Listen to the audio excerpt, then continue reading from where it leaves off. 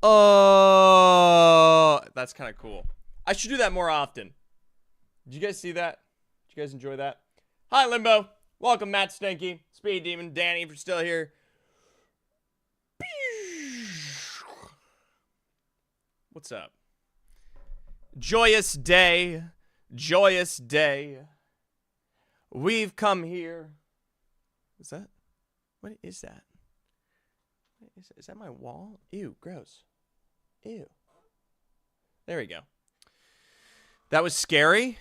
No, you're fine. You're fine. You're more than fine. Not much to really say. It's another scrim day. Welcome.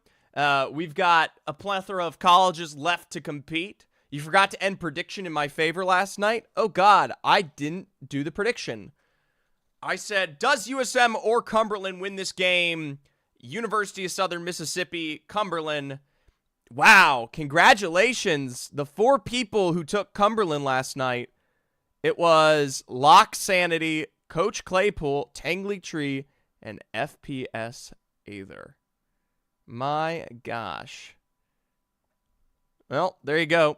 You're going to choose the outcome. We are multi-streaming. So today's a big day. Not only am I doing an absurd amount of co-streaming, I believe this is the first time on TikTok. The bigger thing that we're going to see is I am running with an observer today. Usually I do not run with an observer. My hands are up here, right? So same thing as usual as what we see during Saturdays, Sundays, Fridays, or yesterday if you were here for the ECAC scrims, or the match point final, sorry. The difference is, hopefully, we're going to get a really, really good quality. I'm not exactly 100% sure, but I am marginally sure that I think I've been running it at a little bit of a lower quality this entire time. And so I am much, much more interested to see if this ends up looking good. And it's especially important because, notably, we do have Vessel. Screw the Cancer Scream ruined my 21 stream streak. Hey, I announced it. I said on socials, on Twitch, even in Discord, I said, hey, there is going to be an Australian charity stream, you know? And I gotta be honest, it was awful. It was genuinely one of the worst experiences of my life. Every single game, between games, took 30 to 40 minutes. It was trash. I literally was sitting there, I think we started at 2 a.m., and I did not get done till 6 a.m. for 6 games. Kind of crazy. I caught the end, it looked like Zephyr was dead IRL. No, it was bad, dude. And I don't have a problem with Battlegrounds OCE. I really don't. End of the day, though, if you force me to sit there for 6 hours straight, I'm going to be tired. I mean, and it just was not a fun stream. Ultimately, I walked away from that Australian stream feeling horrendous. It ruined my, what's it called? I don't know. It ruined my sleep schedule. Throwback to that time you cast for long shot and had horrible ping. Yo, oh my gosh, that is a deep pull. Pro League APAC South, casting that and just feeling like ever-living shit and not very, very great. Because I was like, it was really weird too, because like Roots and Genome were like, oh, this never happens. This never happens. Because it was like an Apex thing on the same day that was going issue-wise. And it was just such a bad thing. And I'm thankful it's long shot. And like we also weren't on Pro League at the time yet or play Apex. It was rough.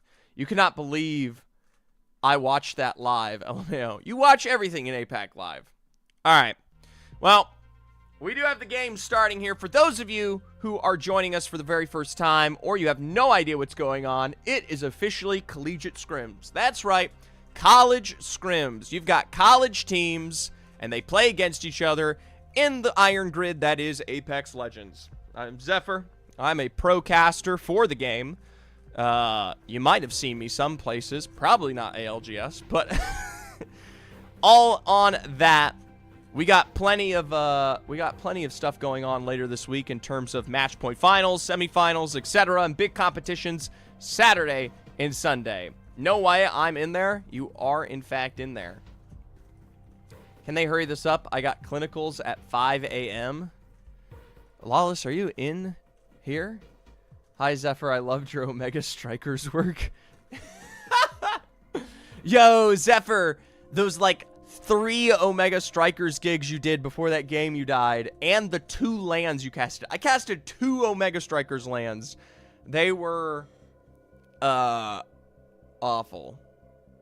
Bellevue waiting on me, the new transfer. Not Koryu. Yeah, you got only Jukesy playing for Bellevue today. Now I'm coach for UVU. My username right now is Squirts Macintosh, so keep an eye out. Ah, yes. Yes, good old Squirts Macintosh playing today for UVU later. Thankfully, I'm only playing 3 games. Guys, where is the passion? Where is the love? Where is the love? Thankfully, I'm only playing 3 games.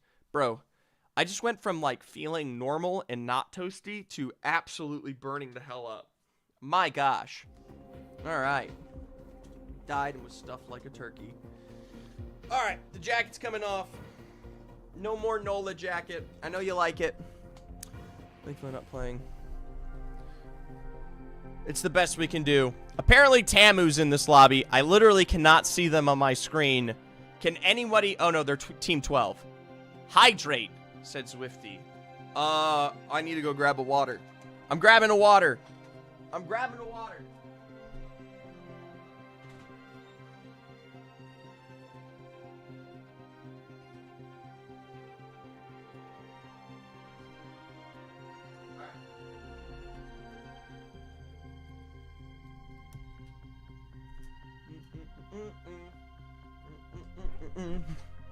Alright, I got water. I don't know where my headphones are. There are my headphones. No, with the shot of hot sauce. There's literally a hot sauce redemption. There, you can spend your points on hot sauce. It's literally down below. Oh, hold on. Scrim quality. Let's get predictions going. Hold on. Start prediction. What's a classic over-under match quality? All right. Over-under match quality game 1, 4.0. 5 minutes. Why not? I don't know why it's not starting. Are my predictions broken? Guys. Predictions might be chalked. I had to change it to 2 minutes. Scrim quality won't be higher than 3.7. Hey, is what it is. Anyways, here's your hydration. You got 2 minutes to get your prediction in. 4.0.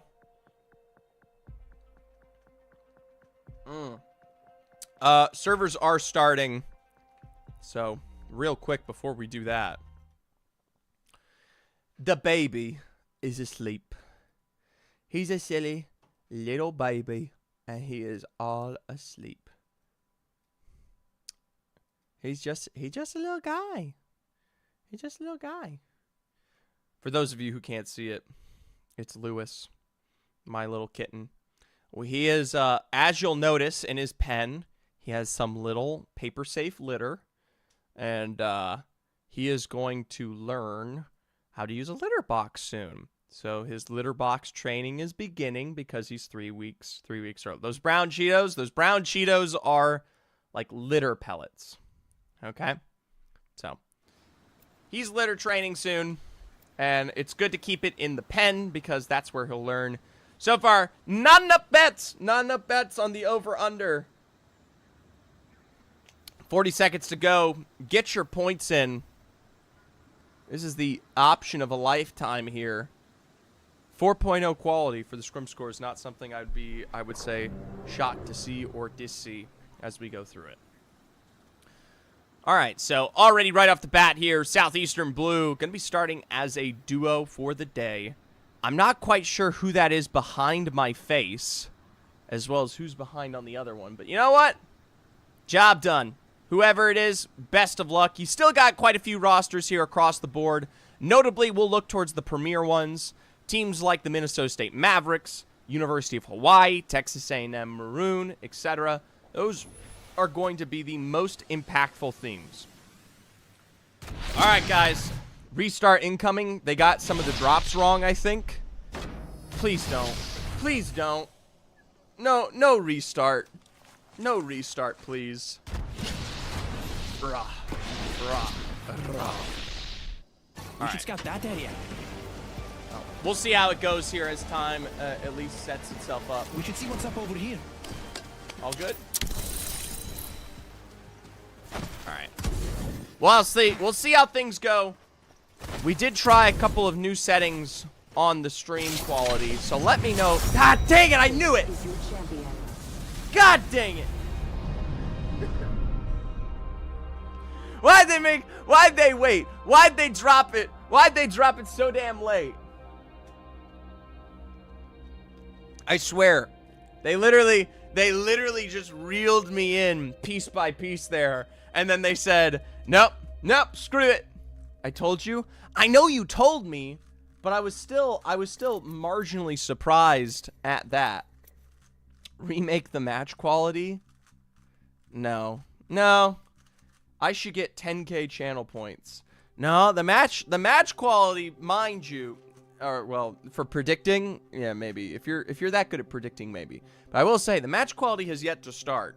All right, we didn't even get to see what the first zone of the day was. All right, I will say you're a very, very risky individual if you're already putting in over, because Bellevue is here today. Of course, we do have some fill-in like pseudo tier 2 and female rosters here. Of course, Illusions, Daxon, Anthem, and Sweet Pea.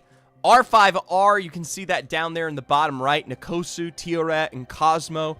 Those aren't even, like, yes, Daxon plays for Florida State University.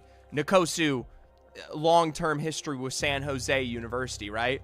But the rest of those rosters, I mean, that is not like your full SCC as you see him showing up. Purdue Black up there, Oklahoma, etc. You know? So match quality is, I don't know. Maybe it's a swing, a hit and a miss, a whatever. No more passion? Hey, I will say this. Today, I heard Scrimsaver's about to run this lobby. All right. Yeah, cryptically Habaneros and Namer rhyme. Yeah, probably not. But I respect the desire. Remember, the draft for the Zephyr tournament is late Wednesday evening, right? Very, very late Wednesday evening. This is kind of like your last opportunity to prove to people that, like, you have value. I think that's the best thing I can say. Hold on. Pear is asking if he can choose Fiddle in the draft.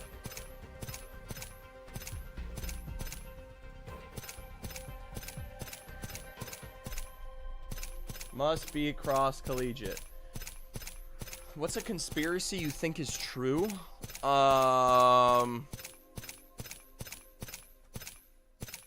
What is a conspiracy you think is true?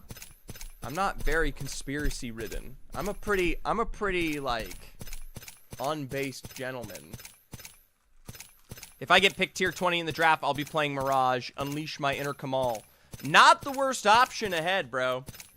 All right, not an issue. Is Zephyr still alive? Yeah, I'm still alive. Why would I be dead? Who is asking that in chat? All right, I'll say this, by the way. Bear with us in terms of the recording and the essence and the flow of this stream quality today, because doing our best to test out a couple of new softwares, and maybe they're good, maybe they're not. All we can do is wait and see. Meanwhile, me scratch my nose. Pretty good. So far, we got good connection. Hello, Zephyr. I don't know why you throw in that that F in there, but what up? I just swapped to captain. I've heard too many throwers. No, Bellevue's in scrims today, by the way. Bellevue over there in Team 6. For those of you who've never seen him, Jukesy, Muffins, and Voddery, the height of collegiate thus far, did win out the Premier Match Point Finals, and now going into this weekend are the team to beat, right? They've won the Octane Pro Talent Kickoff, and they also additionally won the Premier. Now we're going to see if they win them all. Muffins is peak. Muffins is peak. So they'll be starting off in the pylon to start here. And all right, guys, I'm gonna let the game play out a little bit. But the biggest question I have for those of you in chat is, how does it look? How does it feel? Is it good? Is it bad? What do we think? This is definitely the question of the lifetime here. You look and feel great. First of all, not inside you. Second of all, not what I asked. All right? All right? Who are you and what have you done with Zephyr? Nice to meet you. My name is Benjamin Fawcett, and I love No, that's a classic. That's a classic Zephyr line. There is no Benjamin Fawcett, cool Benjamin Fawcett lines. Enemy optics here. Close range. Always better than iron sights. Looks amazing on my 2-inch phone window. Great.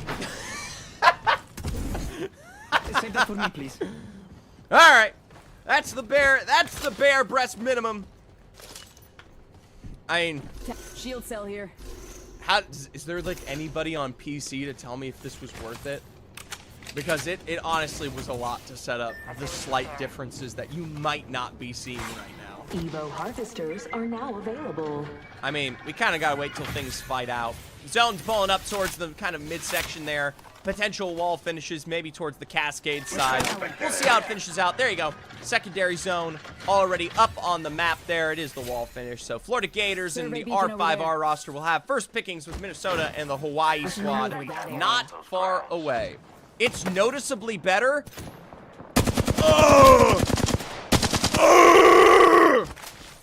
Thank you so much. Matt Stanky. You get as much pudding as you can consume. All right, so we have Illusions, by the way, playing today. So we'll see how the girls get it done here in the lobby. Not a stereotypical roster, usually playing the women's scene for Apex Legends. They will be on their way quite quickly, hopefully, to the wall area, but we'll see where they find themselves. The UCF Jits not far behind here. It's your Sloshy Medusa and someone's name I can't even read today, but there you go. Already Illusions pressuring them back for now. They're going to keep rotating out of this one with a little bit of damage back onto Anthem here and will be on their way to zone. And more importantly, that Evo cache out on the other side here. Hawaii, Florida Gators, the only two in the Tier 2. Meanwhile, R5R looking for this push towards the north path. They got to be careful. Texas A&M Maroon is not far away here, down towards Ferrari, so the longer they invest in this fight, the more likely we will see the TAMU or even Oklahoma squad, who is much closer now that I take a look. Both Texas A&M or Oklahoma could push into this here a little bit. We'll give it some time. Illinois State Redbirds not going to be sure if they're long for this world. It's a beautiful steal with the tactical there from Cosmos. Doesn't get the full thirst as the zip line's going to procure them their safety. Couple of peaks around the edged height makes it difficult to try and sustain this. There's the port play up above, but it's traded for a drop down to the low ground. Even still, the Kosu with a wipe onto Revikson and a confusing Mirage ultimate at that. Finally, single shots down to put Lex in the grave here for R5R. They will send Illinois State Redbirds out as the very first team eliminated. Oklahoma pass on right on by, and Texas A&M head for the wall to begin with. Meanwhile, we'll jump on over towards the other side of the map on Lagoon. Scrim Savers finding a nice full cleanup there against Techi from the UCF Knights. Not the Jits, the Knights. They're going to be, as a duo, trying to rotate through the back end there. Oh, so but slow. Like I said, Illusions had that early priority quite definitively, so they're already going to be in the wall for now. Purdue Black not far and away. Texas A&M could look for this take against Purdue, but it isn't the most confirmed of rotations here. I'd like to see them get out of this. The building towards the northwestern side is pretty important. Oh yeah, Scream does look legit good. Oh! Oh! Oh, we're selling. We're doing great. All right, UVU Blackguard with a knockdown on the Ideas here for Southeastern Oklahoma. A quick peek around the back means double knocks and double drops. Southeastern, one of the few squads that do start in our lobby here today as a duo, are deleted. Meanwhile, for the UCF Jits, doesn't seem like it's going to be any UCF roster success here. A beautiful Sparrow ultimate at that will bring them down. And a couple long-range shots from Muffins seals the deal. Your face is blurry, but that might be my internet. Honestly, if the game looks good, I'll take my face looking like pudding and a half. Looks terrible, and I hope Lewis chews your cables. I'm gonna be honest with you, I am genuinely terrified for when that cat starts roaming around this room. I have so many cables everywhere, and I hope he does not kill himself. All right, SCC Green, Rusty, Lucky, Abez. Places within the mill. You can see Abez and Rusty already looking for this push here. Pork trade play off of the altar to the interior, and they've already rotated out of this one. Granted, to where is the question? Yeah, you're point blank with nowhere to go here. Rusty taking a brunt of damage back, and for SCC, they don't actually have as good as a start as I would have expected here against CSUN Esports Black.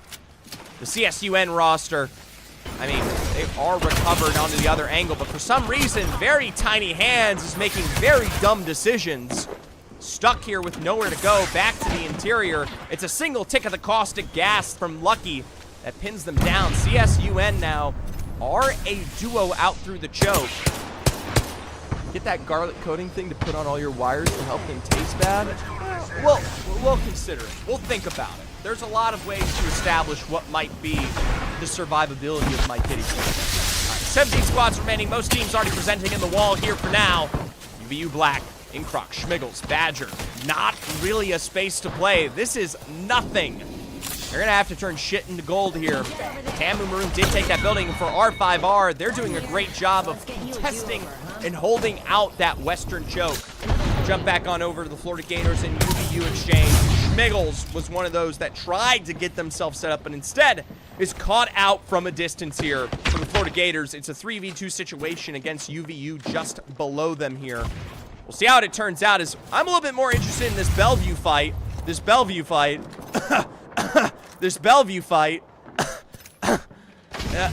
Yeah, there we go. All right. Point blank with a knock on to Muffins. Minnesota State Mavericks also take an exchange themselves. Going to be playing for that reset there on the Speed Demon. Newcastle Downs, never the place you want to be, but Vatari is just as quick to reassault there.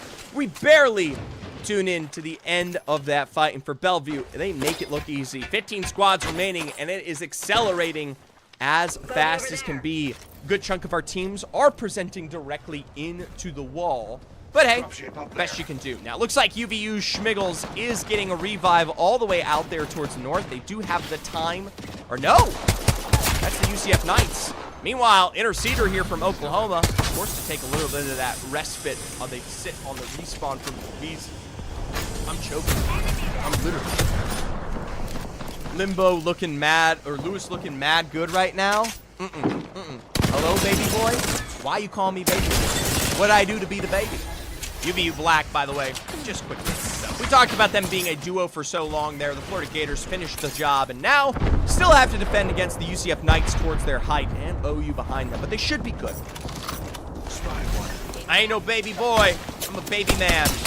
All right, point blank up on height. The phase has given himself away, and the wall, well, it'll continue to tick for another day here. Techi, Goku Siege from afar.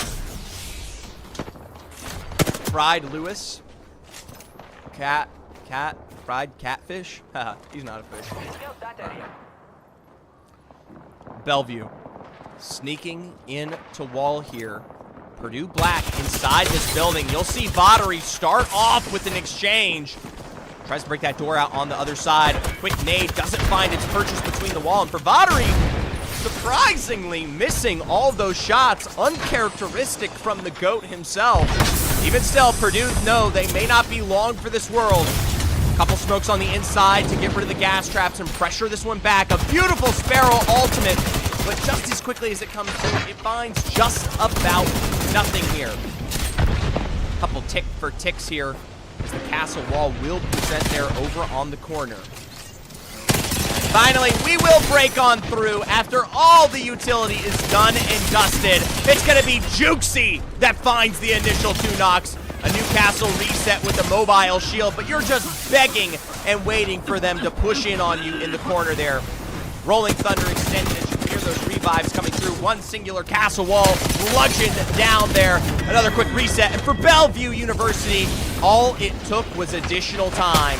Scrim Savers not far away. Meanwhile, Texas A&M up north, pressuring Scrim Savers from the other side. Already down a member. They're going to try to cater to what might be another pickup for Bellevue University. Getting a little clunky there. We're a bit choppy. Hopefully that's just the game. Let's see how it goes. All right. Ultimately, in the end, finishing off the job for Bellevue there. Looks like Texas A&M and Bellevue are able to pick up a mixture of those kills against the Scrim Savers for now. We'll have to see how it goes here. Couple of teams, CSUN, Esports Red, CSUDH Cardinal, not quite in zone yet.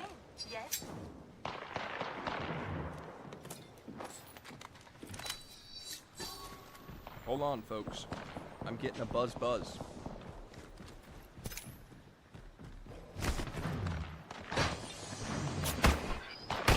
It was project information. Partially important. Marginal. Alright. I hate the 45. It's the same for me as flashes for Jev. What does that mean? Safety's off, folks. Enemies here. I don't know quite what that means. Alright. Well, Might be something good this way. a couple of distant shots here. Yeah, what does that mean? Good view of the enemy. I'm getting spicy. Bellevue has set themselves up in the building out there towards that western side, but with port play available, they are looking towards Illusions as that next fight. Let's see how it goes here. Down below on the low ground. Google phase Jev flashbang raise. Alright. Maybe a little bit later on. Illusions holding off for their dear life against the prowess that is Bellevue here. Remember, they did not extend the full roster. So they should have, the way how to make their way back into their building. But CSUDH Cardinal, though, running up from behind, catching them out, taking this spacing away from them. That's a knock and a wipe on to Muffins here. You're still leaving Vattery and Juxi in the equation, but CSUDH Cardinal, they have taken away prime positioning here out and from down below, and Arcstar will pressure what I can only assume might be actually probably a late rotation from a different squad here. Either way, CSUDH Cardinal, much to like their predecessors of Purdue in this building, are forced into the corner. Yeah, I was right. It is CSUN. Meanwhile, for Bellevue, dropped by 1 from the Scrim Savers, and now it is just up to Juxi to keep them alive in the center position here. We'll see how it goes. 12 squads remaining. Wall out to the west. CSUN Esports Black haven't gotten themselves any kind of purchase, but meanwhile, it could be CSUDH Cardinal finishing the job here. They're trying to extend towards the outside. Goose to the low ground. A quick exchange will find very tiny hands down. And for CSUN Esports Black, finished in a pair. UCF Knights, OU, UH Hawaii, Esports Red. None of these squads in it to win it yet. Meanwhile, for Bellevue, still stuck as a solo. I'll be honest, guys, for those of you that bet on the over for the scrim quality, or the under for the scrim quality, you might be wrong. We are already in a damn good position here, and Bellevue's practically dead. That's the best position of all. As I say that, Bellevue descending from the heavens, a rebirth spelled only in faith. All 3 members back into play here, looking to assault that southern side, get back into that CSUDH building. Meanwhile, Texas A&M Maroon, they've got the Florida Gators right alongside them. It is just a duo. Castle Crasher and YJK here. They're gonna try to kind of handhold and keep this as quiet as possible. There's no way you don't know the Jev clip. You've probably seen it, just don't know who said it. Yeah, probably. I don't keep up with y'all's fancy memes. Potential CSUDH roster change, just a hint for the future. All right. I'll be honest, you could ask me a million years who's on that roster, and I would not be able to tell you. All right. We'll see how it goes for now. Stuck on the inside of the building, but one of the primary positions of this zone. A couple teams already forced to make their way out on that close. That's why we saw the Florida Gators rotate. But everyone does have a position here. I'm honestly impressed. Every single team, all 11 are in zone. This might be as good as it gets. Illusions taking their time. We will see the UCF squad face one of the first knocks down here at the hands of Scrim Sabers. And that fight could unfurl here out in the center. I'm impressed by Zephyr Cass. I'm impressed by you, Kuzer. This is a quality game. Bellevue already, though, knocks down Sleep King, the first to be removed here, with a couple of peeks from the low ground from the red squad. Bellevue have to be careful. T-O-Rev from R5R with a knock on the other side. Bellevue now, once again, back to just Juxi and Vatari. A couple of massively whiffed shots here from Juxi to start off that exchange. Oklahoma and Texas A&M, the battle between the Red River here. Looks like Texas A&M will be winning it for now as everyone's facing knocks as this zone cripples the rest of the lobby. Scrim Sabers down to a duo. A gas trap from behind, but left with ticks from the other side. Namarime facing difficulties, and as a result, UCF Knights eliminated.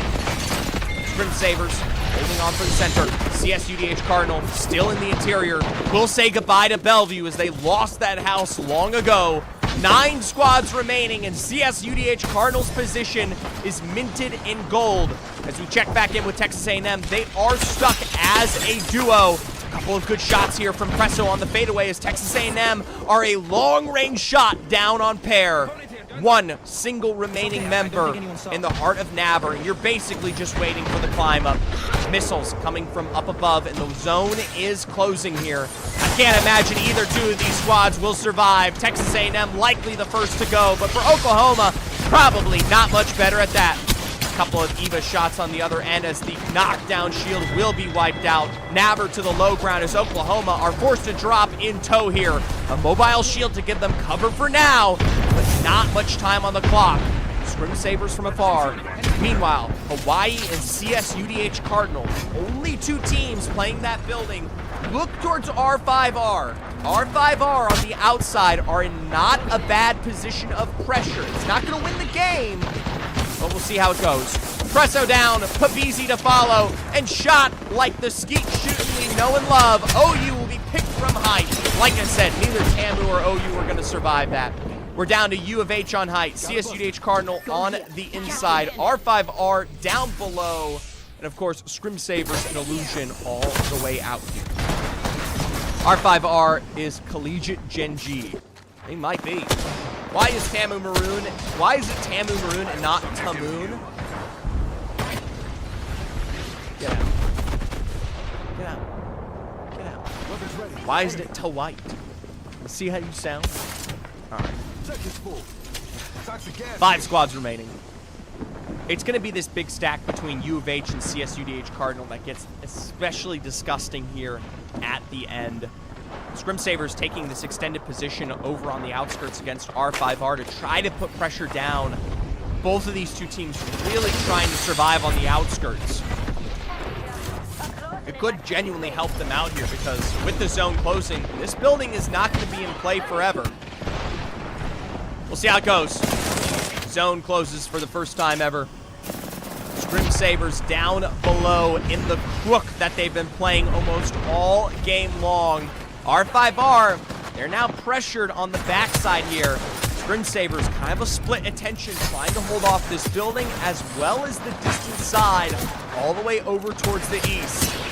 We'll see as the Nox gas grenade does go a bit wide. Habaneros with a drop on the T-O-Ref from R5R for Illusions, the tick of the gas, and the Sheila of above. CSUDH Cardinal and U of HE combined to pressure. Meanwhile, for Hawaii, Kaliki Maka, they'll find themselves in a situation of cracks that will give them their booth. I know what we're doing, but we're deciding to take flight here. Kai to the sky. A couple of ticks of damage will be avoided, but it's maybe not quick enough. The same is almost barely done here for the likes of R5R. UHE up on height and immediately pressured back out from R5R. A massive slam of the castle wall in the zone there, but for Gerald, he is not longer for this world. We'll say goodbye to Hawaii as the lobby unfurls. R5R look for the send, and for CS UDH Cardinal, who have been biding their time in their building all game long. It's a simple, it's an easy, it is a beautiful, mean and greedy cleanup for the game one. I look forward to getting my hands on you. Great job, CS UDH Cardinal. We have our Apex champion. On a dub I don't think I ever expected seeing. Goose, Sleep King, and Static there. First place finish. Honestly, very, very good. I was genuinely, you guys made an excellent move to play into what was Bellevue's space, and then you did a great job holding on to it. GG. All right. Let's get the overstat refresh on the board. R5R, though, are the lobby leaders as it stands. It's not how they make it up in their placement, but their KP 18 at that. A beautiful 7, 6, and 5 to spread between Cosmos, Nikosu, and Tio Red there. You can see CS UDH Cardinal with their win are still 2 points behind them. The Scrim Savers, in a similar story, their second place finish, at least compare them to 19 and above. Who got banned? That is a great question. There should be a ban here. I was going to say, if we go to the stats on the player sheet, we are sitting at a Valkyrie. Yeah, I was going to say, it should be a Valkyrie right off the bat. It goes Valkyrie Caustic for legend bans pretty consistently. Oh well. Scrim Savers are going to at least surpass the likes of Bellevue here. Their 11 KP is oh so but similar, but it's their 10th place finish that really do them in tonight. Shout out to Hawaii. They don't get a lot of KP, but they do survive to 4th, which makes up the majority of their point total here. Not much else to say for the rest of the lobby. Improvements needed to be seen out of the Mavericks, out of the Purdue Black roster. Yeah, sure, these two. I'm explicitly looking for good moves from them because right now, we got to solve Minnesota State Mavericks, guys. I know this was yesterday, but we are going towards match point finals here. I'm worried for Minnesota going into semifinals. Where is it? Hold on. There's D. Where's ECAC? His and hers. Eternal Esports Club. Here it is. Check this out. So, while Cumberland do win that game, we're talking about the Mavericks. They're not bad in ECAC. They have 2 second-place finishes here, but they dropped a fat stinker of a 0 and a 1 in 2 of their games, right?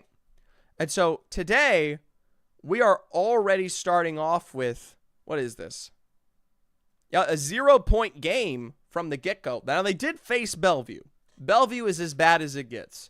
Running into Bellevue will always, and I mean always, be a difficulty for any squad.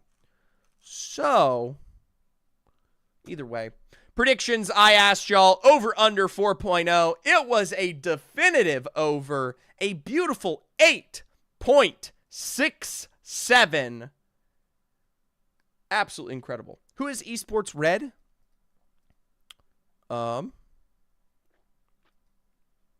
Goth Kewe and Zero Desruts. I'm pretty sure I actually might know who that is. Hold on, let me crack open the Google Drive while we wait. ESU Rose part of CSN there, but their manager had a fit. Yeah.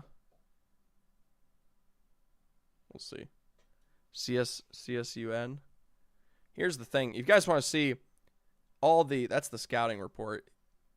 Fun fact, this is how I organized the tournament. Right now, we are almost secure and finished. Chef's Kiss and Bochi Desu. Is that Bochi? Actual Bochi? I don't know, folks. I don't know. I don't know about these two. Either way, they're currently not in the tournament because we don't have enough signups for them yet. But the cool thing about this is here's a list of every single person in Octane this semester. So I can go, who is Kewe? Okay, nobody. Who is... The word Constitution was thrown around? What? What are we talking about? Who had a little shit fit?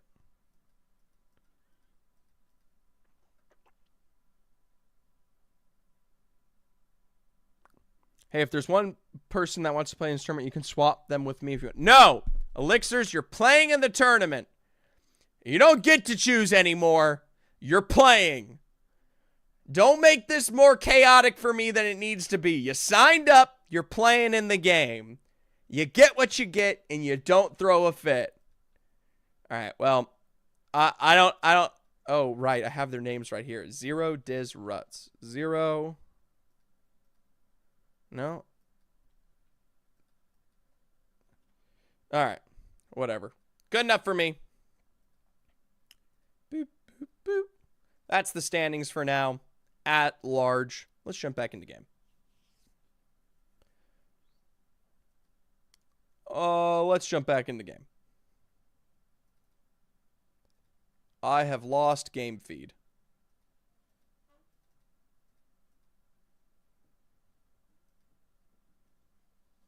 Huh. All right. This is a tough spot to be right now, folks.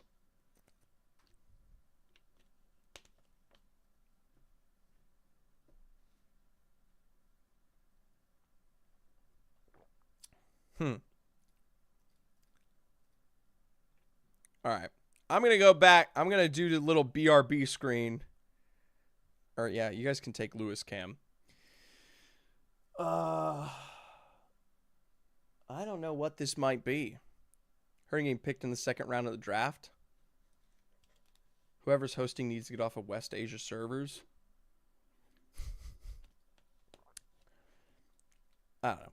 We'll see.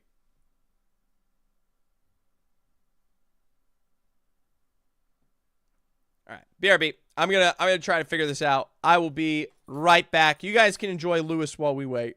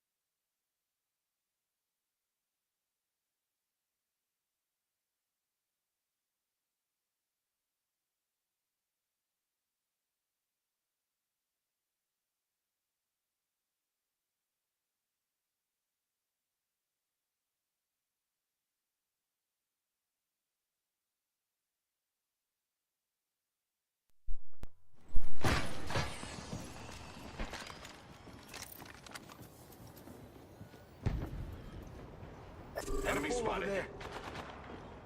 Yes.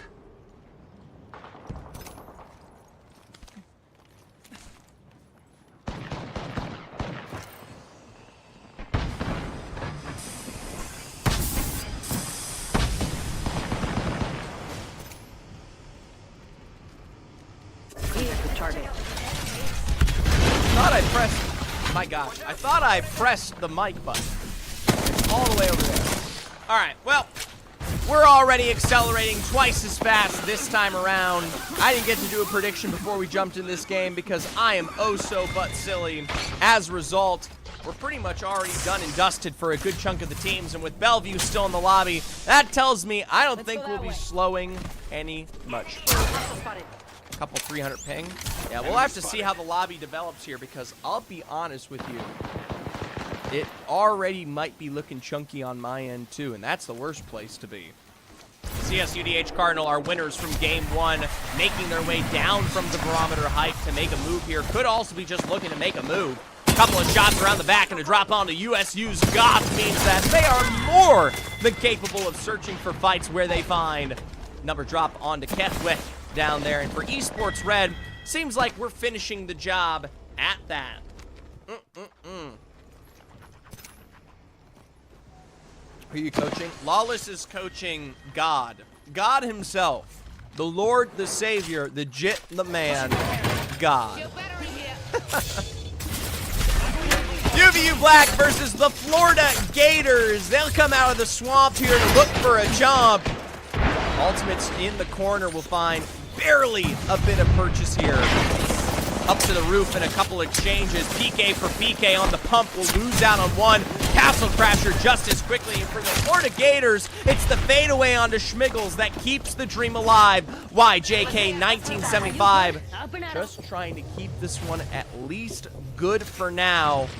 Here's the full reset onto Schmiggles here, and it is a 3v1 situation. YJK 1975 is on that altar, so he's going to try to get the port play out. I can't move? I don't run these servers, but I'll tell you what, they're looking potentially just as bad for me here coming off of game 2. We try to play into this one, and we'll say goodbye to Florida in the meanwhile. They weren't getting out of it. Meanwhile, Scrim Sabers, the next team of attention here. Bellevue trying to push into the...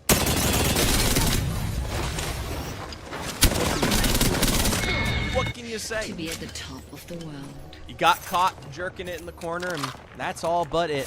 Scrim Sabers are separate here, all the way towards that western side, cryptically out towards the west. Couple of shots out and far, and I mean, just trying to get those banners crafted here in Pylon. Doesn't know that they have a distinct advantage in terms of getting this craft off, but you know what? They're going to have to fight for it whether they like it. Cryptically back here with the teleport to play towards the edge. A couple of Arc Stars should allow... This should be enough time for Zero to get this respawn off, but you gotta go for it. Move and make it happen. This is looking like One Punch Man Season 3 frames we're getting. Yeah, I'm kind of with you on that. Man, I'm not even getting my alerts. Love rev jumping and being in the air for 10 seconds and then waiting 5 seconds for my flatline shots to travel. We've made our way to the Asian servers, apparently. Either way, Illinois State Redbirds will be done and dusted here by R5R, as it looks like Bellevue University have turned their attention against the St. Clair Saints. They're gone. They're gone. They were barely alive for half a second here. University of Hawaii tried to see if they can sneak into the equation and play off of a third party, but it's really not much better for them. Instead, gonna have to rotate back through the portal play, and let's get a little less map. Couple of shots here. UCF Knights, Goku Siege down to their final moments. You can see Texas A&M Maroon rotating out from the height. Aggie's going to try to see if they can set themselves up for success here, even as far as they are from zone. Scrim Sabers were unable to get the banner reset. We saw them try to play into this towards the edge of Pylon, and instead, they find OU just alongside them here. Presso, Interceder, and Pabizi. A 3v1 exchange that they really just don't want to take. I thought you played for them. I remember died for them. Something. Huge semifinals practice. Hey, Castle Crashers. I know the quality may not be good and the ping might be chugging, but that first game, the height of the game quality was not bad here. We go a little bit less on the ping. We're in a good driver's seat, I'll tell you that. Either way, Esports Red, they've got what could be 3v3 exchanges to start off here. Already a drop from Presso all the way up on height. Couple clicks and you'll miss it. Mobile shield and trying to take space with the gas trap here. Ticks for tick for tick. Boom! Drop back in response. A 2v2 exchange, but for Esports Red, it is an immediate follow through from up on high. OU's not much healthier at that, but Papizi can cover. If I was Papizi, I wouldn't be healing in a half basket here. I would just be making it an easy cleanup. OU gonna see if they can stick that res with Pavizi on the Newcastle here. Interceder doing a great job to play the corner. Basically just walks right into the muzzle there. Oklahoma finishes the job, and in the end, they still have distance to go. Texas A&M now walking into UVU Black pair. Trying to space this out. Step by step. Couple of aggressive shots already from the other side, and for Texas A&M Maroon, they got to figure out how they want to play into this here. Nabber on one side, slowly across. That's the Mad Maggie break, and that should be enough here. Covering what could be the rotation. UVU Black are now stuck in the building with nowhere to go. The Sparrow ultimate above the fence line on the first one, but misses the second. Either way, the walls alone will prevent them from getting the climb out. Nabber with the double jump back up to height, as the port play might have gotten UVU at least the duo to safety. It's a full thirst on blank.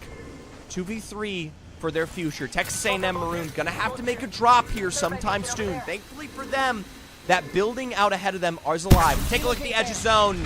UCF Knights not in it yet. Meanwhile, Bellevue, the best team in collegiate, the #1 team in all of collegiate right now. They never fail. They never falter. They never fuck up. Here comes Bellevue University up on high. They're going to try to choke out this team step by step above them, and we miss it. We didn't even get to see it. That's how fast it occurred. Literally gone like that. It wasn't a fight. I can't describe it as a fight. If it was a fight, there would have been pressure. There would have been pushback. All right, Bellevue University up on high ground here for this zone. Typically can work out really nice from that southern position.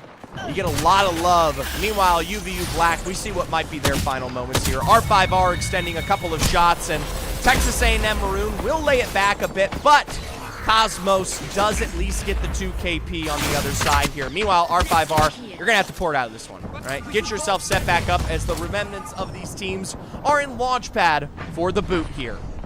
Southeastern Blue from Oklahoma playing Red Room. Hawaii up above, and for Bellevue, on to the next fight, on to the next foe. Vattery and Muffins will lead. A couple of gas traps force Vattery down to the low ground here. Port for port plays behind the castle walls. Bellevue are separated.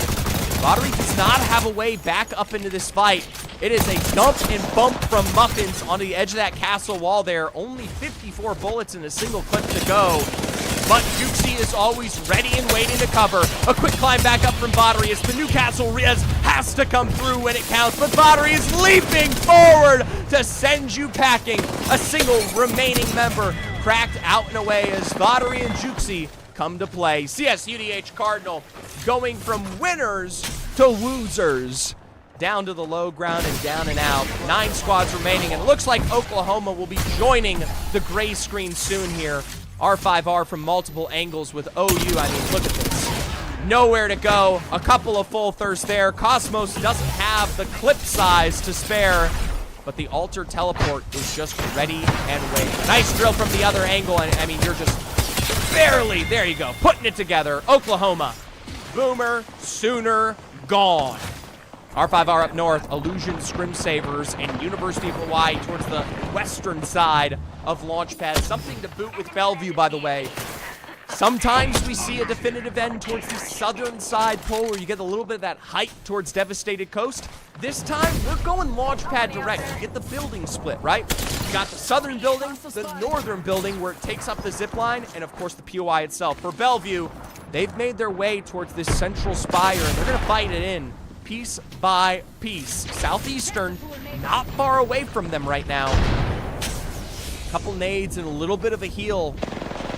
Southeastern Oklahoma is going to have to take their time on this exchange. They're already losing out on a bit of that cover there. And you can see Ideas and Myoglobin almost the shield's broken and gone. We'll take our time. 2020's in hand. Scrim Sabers finished off by R5R. You got a 4-team stack up here. Illusions up on high. Charge rifle in the hands of Anthem there, but Sweet Pea and Daxon gonna have to take just as much time to play for these resets as Texas A&M. They were the ones who got that knock. R5R has smelled out Southeastern, and they smelled dirty and dusty. Out to the low ground. A knock onto Avery. Myoglobin to follow. Ideas just as quickly here. And for R5R, they make the exchange look impeccable. 6 squads remaining. Southeastern Oklahoma. Now a quick teleport here. B2020's point blank from Cosmos. Bellevue don't even get to react. A follow through spelt in gold. Fleshbound for Juxie. It's just Vattery down below. And R5R obliterate the Bellevue Braves. Bodies off the ground. Or the Bruins. The Bellevue Bruins. Oh my God. All right, we got R5R, Purdue Black, Texas A&M Illusions. Texas A&M already with a double drop. Little bit onto Hawaii, little bit onto Purdue. They are very split there out on the northern side. They have to be careful, but Illusions doesn't have that much space to really punish them there. They're going to extend across the other end because they find Swifty with nowhere to go. Anthem is low, and that's going to be the full commit. Swifty down in the gas trap from the other angle. The rest of the TAMU Aggies have come to coverage, but just as quickly as I say that, they lose out on Pear. On the exchange, and Pear's going to be full thirsted. I don't know why Texas A&M was so split apart here. It just felt a little dumb. Nabber's going to jump out to the other angle to try and finish the job. Plays off the double jump, but remember that port play was going to give them their safety whether they liked it or not. If I'm Nabber, I'm grabbing these banners. Just very quickly dip into zone, get a little recovery. Same for Pear. There's 5 squads remaining, and maybe one of them had the Moby. Anybody? No, we're ticking on the edge of that gas trap, and Nabber almost barely goes down there on the gas trap. Meanwhile, R5R versus Illusions. On the recovery for Illusions, we can barely say it's at that. They're already choked out, and Daxon, the leader of this roster, pressured out. R5R, maybe not much better themselves. Shot in the backside, just barely doesn't get to that portal in time. Meanwhile, Nabber tries to defend for their life, but in the end is unable to do so. Illusions close, R5R in the outskirts, and you would hope someone finishes them off, but no. R5R likely able to get that reset. Illusions does not want to commit to it. If they try to extend the rotation away, they're going to get shot in the back from Hawaii or Purdue. So, Hawaii and Purdue, they hold on to their buildings, and R5R gets to have a very easy, and I truly mean this, a very easy reset. You can see the shots coming through from R5R now. Hey, Zephyr, are you winning? I'm not playing. I'm not the guy who plays. I'm always winning. My goat, I'm always having a great time. All right. I'll hold off on the Rubik's Cube. It's addictive. Like I said, look at this. Tiorek, Cosmos, Nikosu, an immaculate, and I truly mean this, immaculate reset there. It should have been punished, but no one really had the clarity. Shitty ass server. Yeah, hopefully the next one's better. You can see on our end, it's not quite clean either. Darquisha with the knock onto Sweet Pea, and that'll leave just 1 for Illusions. For Purdue Black, it doesn't get much better themselves. They're point blank in front of R5R. Trauma, Waukee, forced to play on the edge of the red room to get these revives off, but it should finish in a straight 3v3 against the 2. Sheila's out here for the likes of Hawaii. Hawaii on the other side. A 3v3 with Purdue on the low ground. I mean, I'll say this. Purdue will be finished, so now it's just a straight 3v3. Can Hawaii, a true collegiate roster, finish the job? They'll pressure Cosmos off of height. Castle wall exchange there, and it is just the one. Nkosu looking for the rotate around the back, but just as quickly going to be dropped by the Sheila. A full commit from the other side. Cracks to follow suit as the port from the other end. You're in the cross-pollination of the bullets will find knock for knock, and a dub for the Hawaiians. Hey, I'm always happy when the collegiate team wins out, all right? It could be CSUDH Cardinal. It could be Hawaii. Congratulations. Game 2 dubs for Hawaii. All right, let's jump on over the scoreboard while we wait. Here we go. Woo! All right, coming off of that game, R5R, we're in the lead, and I'm going to guarantee it, they're still in the lead. Game 2, they walk away with 32 points. Wah! Hooah! That is as bad as it gets there. University of Hawaii, even with the dub, it's really only that last piece of KP that they get to walk away with. Not much more to say there because the rest of the lobby, they don't even get KP themselves. The next closest is a team that finished in 6th place, Bellevue. 14 KP. We got to see the Bellevue roster completely clean up the entire south side of the map there. 17 points will continue to put them on top. You get Purdue and Tamu Maroon to round out the end. As we take a look at the overall scoreboard, there you go. Both of the teams, there you go. Both of the teams that have won CSUDH and UHE varsity in 3rd and 4th. R5R are currently leading, even though they have not put up a win. It is the 41 KP that sets them apart. I love non-collegiate teams and collegiate scrims. It is tough. It is tough. As a result, I'll tell you what, Bellevue there with 30 points, 27 to make up the difference. Their placement has been abysmal today. If they had the same fury as R5R but weren't dropping the early knocks there, it would be a completely different story. As a result, your top 5, R5R, Bellevue, CSUDH Cardinal, the University of Hawaii varsity, and then, yes, another non, Scrim Savers, Habaneros. Actually, no, Habaneros, name a rhyme. These are collegiate players. At what point we just say run 19 teams and get them gone? It's not a bad idea. It's not a bad idea. Depends if the quality keeps going down. I'll tell you what. 5.28 average is still slightly higher than the rest of the usual scrims, but you could see it there. They did tank us just a little bit. I am maybe potentially biased towards it just as much here.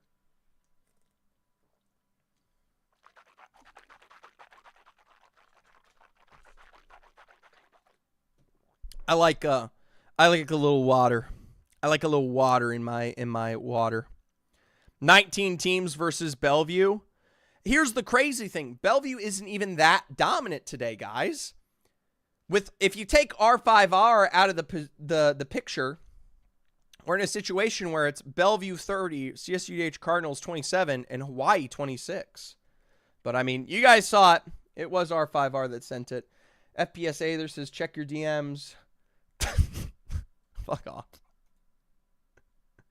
What's wrong with you? Here you go. This is what FPSA there just sent me. Spooky. Thanks. Appreciate it. Okay. Yeah. Bellevue are required to play. Right?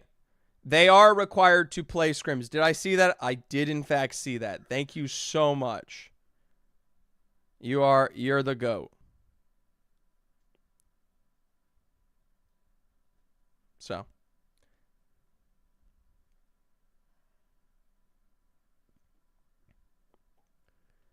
Put them in open lobbies. Pretty much all scholarship rosters are required to practice. Yeah, that's pretty much how it always goes. Yeah. Put them in Bellevue doesn't have a choice. Bellevue has to compete. If they don't compete, that's how it goes.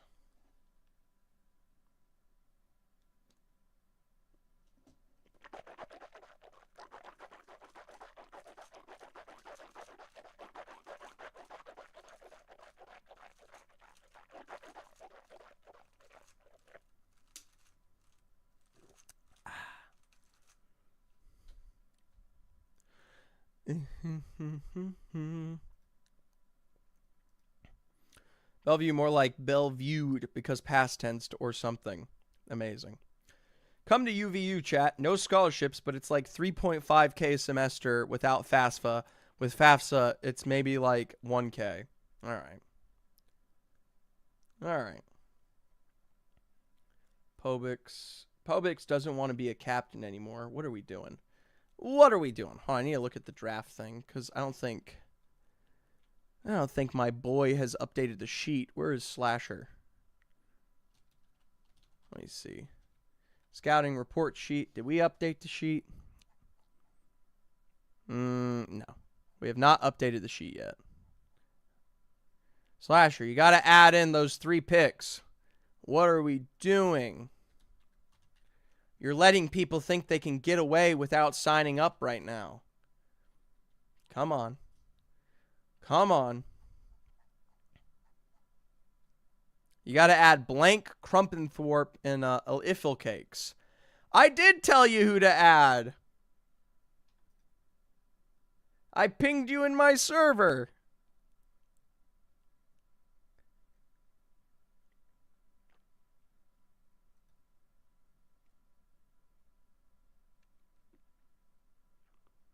I'm your wife too.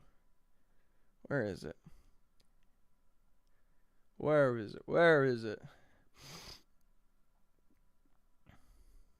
Oh, I was looking at DMs. Yeah, check your things. I ping you. Yeah. Did we switch Theozen and Jack? Did we do that? Yes, we did. All right. I think everything should be good. Also, did Jack get like an actual rating? What is Jack rated? All right, he's 24th in the pick. That sounds about right.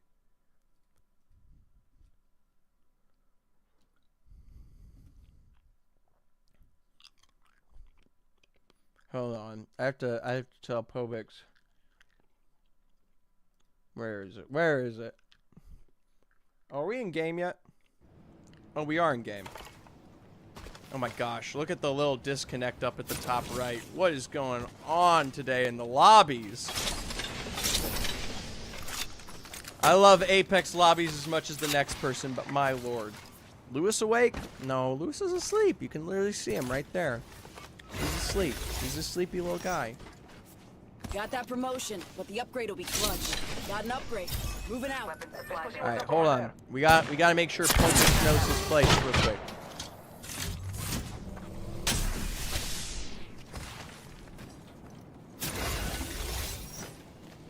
Reached a new level. I've got an upgrade waiting. Got my upgrade. Let's see where it takes me. Keeping watch over there. All right. Well, a couple of long-range shots from Blue Black to start this one out as the servers continue to crap here. Schmiggles will get the long-range knock on to Southeastern. We'll pray we'll see the rest of them, I mean, at least find their way to the death on the slideshow. There's the Mad Maggie chasing. We are in love with Apex Legends. Nkosu got a double knock drop onto Tamu. I'm not happy. I don't see it happening, but I ain't happy. And as you guys can see, this is slideshow 1, 2, and 3. Oh my god, look at this. My ears, lord. Alright, the servers might have just clunked back in. Don't wake Lewis up. Lewis is a baby. Lewis is sleeping. We'll get the re-knock onto Southeastern for now. Exchange shots from the other side. We're literally playing off of reset, picking up the pieces. Southeastern will be coming off. Should I add Zeph, Apex, and Bochi Desu? No, because they don't make it. It has to be a perfect 3. So until we get perfect 3s, no. Also, I don't think I'll ever let Bochi play. That guy's probably a cheater.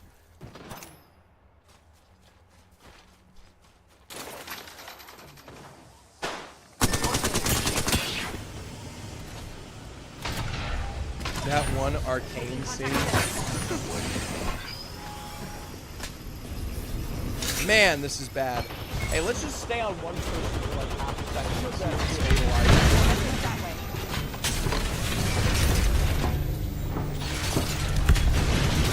Alright, well, winners of last game, the University of Hawaii, they are setting up a hell in a handbasket and a half here. Castle Wall. Oh, Munster called out yet again. That's a clash. Can we get Lewis POV? It's Lewis POV is right there. It's right there, Limbo.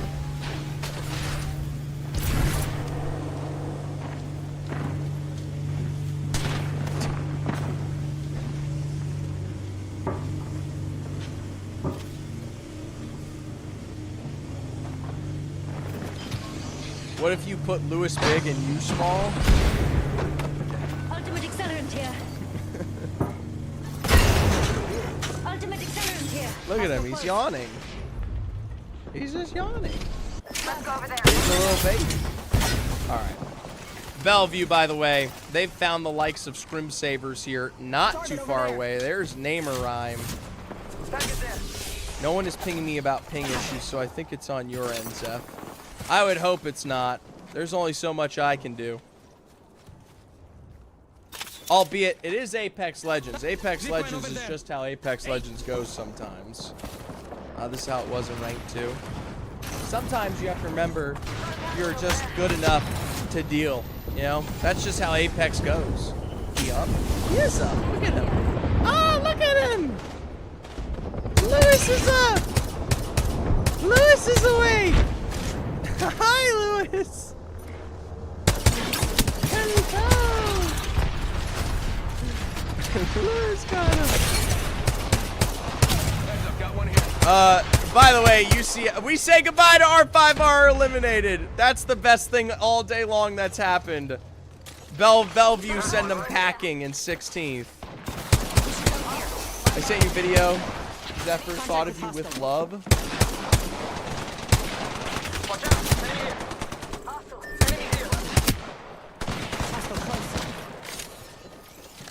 I'm watching this over on the side. Why does this remind you of me? Alright, whatever. We'll take a look at the UCSC chopped rosters. They might be on the chopping block. A quick swing from Bellevue will do them in from behind the box with nowhere to go. The Bellevue Bruins will put you in ruins. And goddamn, I swear if Texas A&M step into this, if the Aggies step into this and they lose, I'm going to be so pissed. Come on, Aggies. All right, there we go. Crack to start. Nabber and Pear to lead. There's the Mad Maggie ball, but they don't have the identification of where all three of them are. A couple shots out the other side as the port will come through. A little distant tippity tap there, and I mean, we are fighting. We are fighting for very little. Texas A&M will get the drop onto Muffins, but everyone gets the drop onto Muffins. That doesn't really matter. A couple of shots, point blank. Pear in his own exchange here. Take the time to re-heal this out. Remember, it's still Jukesy and Vattery in play. Those are the demon duo. Here we go. They found them out and running towards the fence line there. It's a little bit of a crack, and Nabber presses his tactical straight into the wall.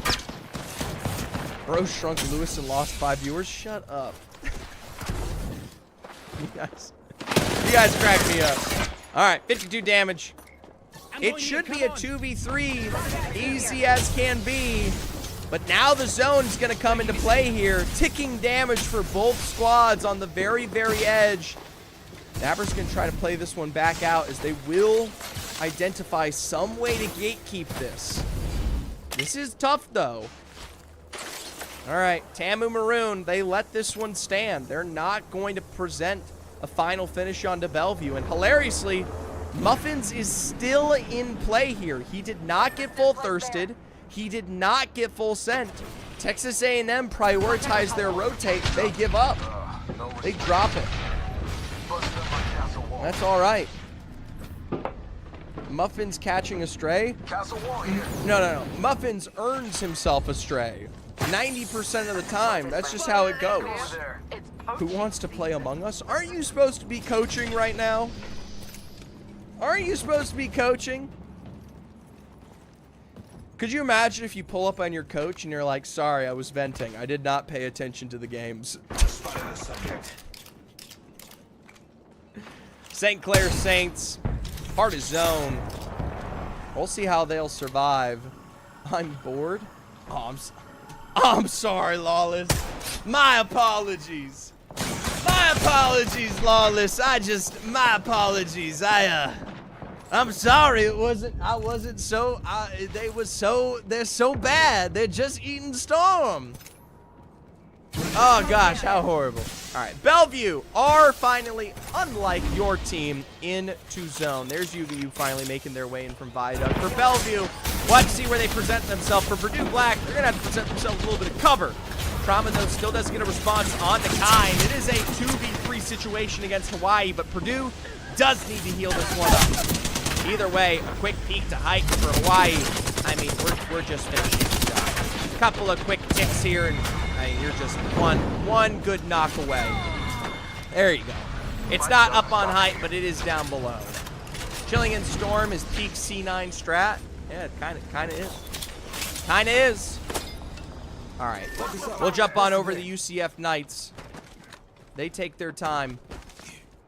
They are not technically in zone, but they do have a slight rotation out towards the west here.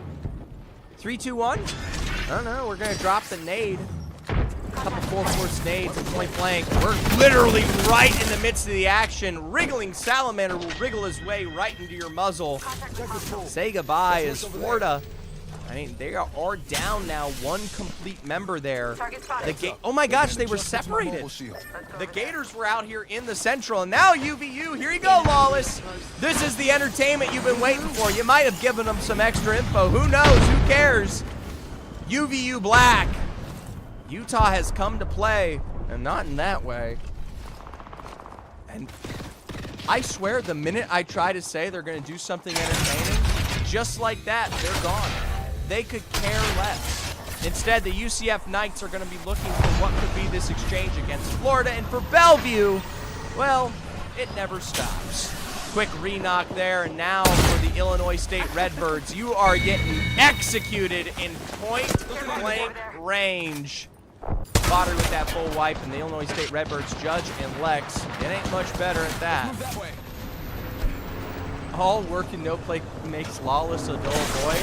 Come on, brother, you got it. You gotta be a better coach than that, son.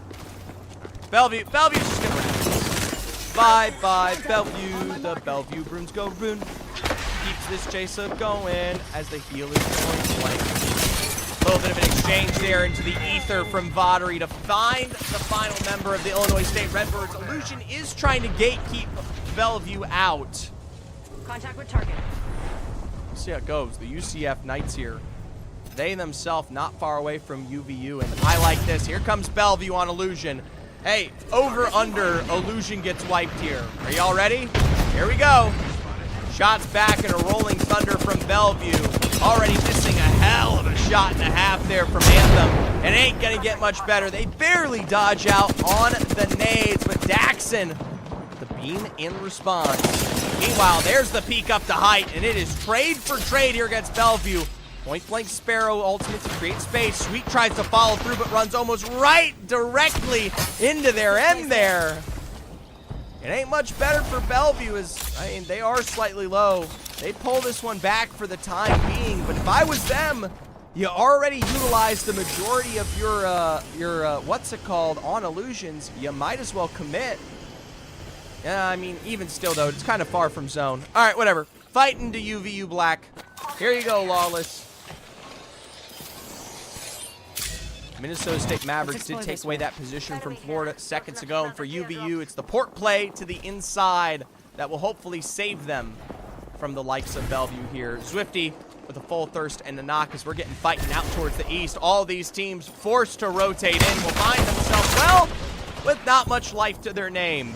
Rusty biding his time, but it's Illusions up above, all the way from edge, and now in the fighting of the success here. Here we go. a bit of a corner donor. No, we're just gonna try to teleport this out. Here we go. Sweet pea shot from the buildings on the interior, and Daxon will still get that knock on Sleep King. Newcastle Res is down in the streets below as, you know, a couple of shots for a double re-knock down, and they will lose out on Sweet Pea. In the meanwhile, even still, Texas A&M and these long-distance shots have really, really blistered these exchanges. The majority of that will be picked up here by Illusions, but Tamu does walk away with at least one here. Meanwhile, UVU Black, run from it, hide from it, try to escape or rotate quicker. You will continue to rotate into the likes of Bellevue. Even still, Lottery does get hit by that Sheila. Jubilee coming through from the other side, the re-knocking for UVU. 2v2, nothing for Zoo. Bellevue get that own reset going there. Going to use that Sparrow ultimate for a little bit of coverage. 7 teams remaining, and you do get a little bit of cover here in this final zone. OU on the outskirts down below. Purdue Black up on height. Tamu moving to center, and some very, very hefty edge rotations from Illusion and the Minnesota State Mavericks that they're just going to have to do their best with. All right.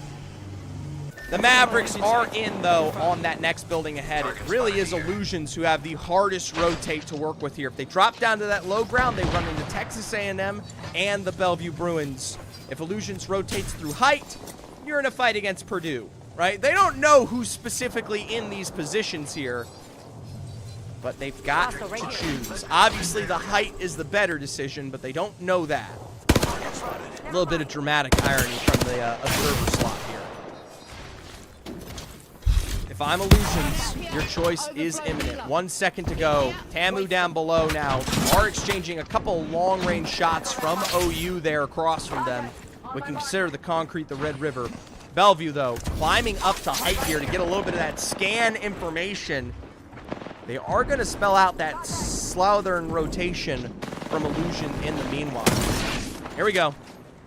Vader with a knock on to Purdue's Trauma here, and the full send as they're just trying to pick apart these teams one by one. Gaskin, thank you for the like. My go.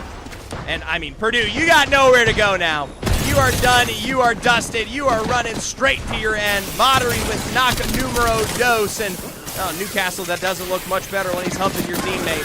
For Bellevue, a single final remaining member of Purdue stands between them and a successful wipe here. Down below, they've been able to find this one out, but a Wraith Q away. They'll save you for another day. St. Clair Saints Green, not much better themselves, by the way. Still stuck as a rat as we get the Bellevue perspective of either Minnesota. Yeah, it's Minnesota. There's Minnesota up on the high ground. OU just below them here. Meanwhile, Texas A&M trying to make their own rotation as Illusions and Bellevue sharing so much space in that street market interior. I'm really just curious to see how Bellevue get out of this equation. They're getting shot from afar from Minnesota.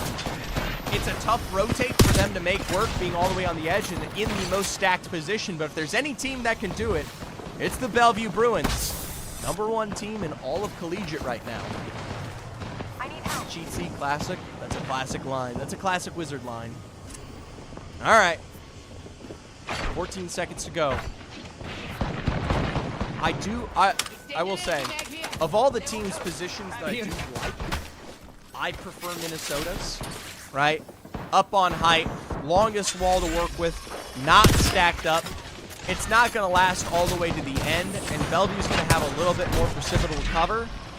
But any fight that Bellevue takes there, if it ain't perfectly clean, you're just going to get wrapped by another squad. So, zone on its final close. A couple of extended tactical shots there. The Minnesota State Mavericks have to be slightly careful. Every single one of these peaks is met with instant pressure from the other side. But that's what you get in terms of those extra batteries when you get, fuck this survivability. Here's my comment. All right. 7 squads. Minnesota up on high, and Speed Demon just off that peak is immediately punished back. Sparrow ultimate to pressure Schmalls into the rest of his team as we'll take a look at OU. A Texas A&M beam from Nabber right across from the edge of this building. If I'm Tamu, that might be your chance to capitalize. Sparrow ultimate point blank against the edge of the castle wall. They'll get the full thirst onto Fabizis. They'll drop another Sparrow ultimate down. It's a perfect chunk of damage and a perfect thirst of the Oklahoma team in 7th here. Meanwhile, for Minnesota, not much longer for this world. A couple of ports will try and kill the Thrive, but there goes to Minnesota and the Mavericks. Bellevue up on height. Illusion somewhere. A single rat from Purdue. Is Alter banned? Probably. Either way, there's going to be the remnants of Illusions down below, picked apart. Purdue tries to commit towards, I don't know what the hell this is, but it's just seconds on the clock. It's going to be Bellevue up on height, Purdue down below, Illusions thirsted, and Bellevue, I mean, you win this one. There's no survivability. There's nowhere to go. It's just a Bellevue done. Low-key, I don't even know what game we're on. That's game 3. And you know what? It's just Bellevue. It's always been Bellevue. When is it ever not Bellevue? We have our Apex champion. I mean, they beat R5R. The minute they beat R5R, we should have just been sitting here going, oh yeah, it's Bellevue. So, back to scoreboard. A little quick reset. Scoreboard might not be showing the bans, but I'll look through it. Who's on R5R? That is Cosmos, Nikosu, and Tihore. Game 3 underway there. Bellevue with 33 points. Is it even the height? Yeah, it is. Bellevue with the highest performing game. 21 kills. You can't make it up. I know no one on that team. You don't know Nikosu? You don't know SJSU Nikosu? My gosh, the youngins have finally arrived in collegiate. Why are we dick-sucking R5R? Vane, we ain't dick-sucking them. They are dominating and in the lead. Here they are, 61 points. Only big difference is the fact that Bellevue, in a single game, they get the wipe directly, by the way, directly onto R5R. And the only difference there is that they come out of that game with 21 kills. They ain't even in the lead, though. I don't know what we're doing. Either way, R5Rs and Bellevue, just a gobsmacking distance between them. Tamu Maroon does at least walk out of that one with a return of a second place, so that's a big jump with 3 placements there. And Purdue Black, a little bit of survivability will keep them high competitive as well. Either way, I mean, it's basically a race for first between R5R and Bellevue. You know, this is my first semester full. Yeah, I know. I'm making fun of you. I'm making fun of you, Koryu. Is Lewis a dog or a cat? It's a cat. It's a kitty cat. Here's the Lewis cam.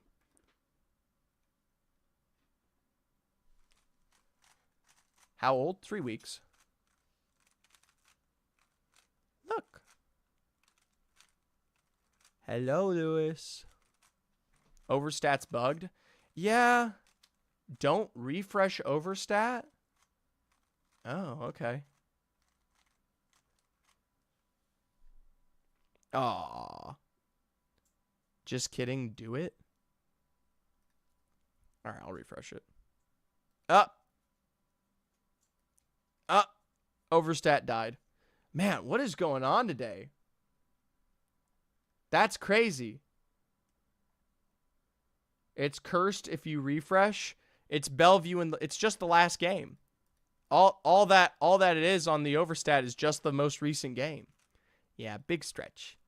Big Lewis stretch. We're gonna check and see. Pranked him, chat? It's not a prank.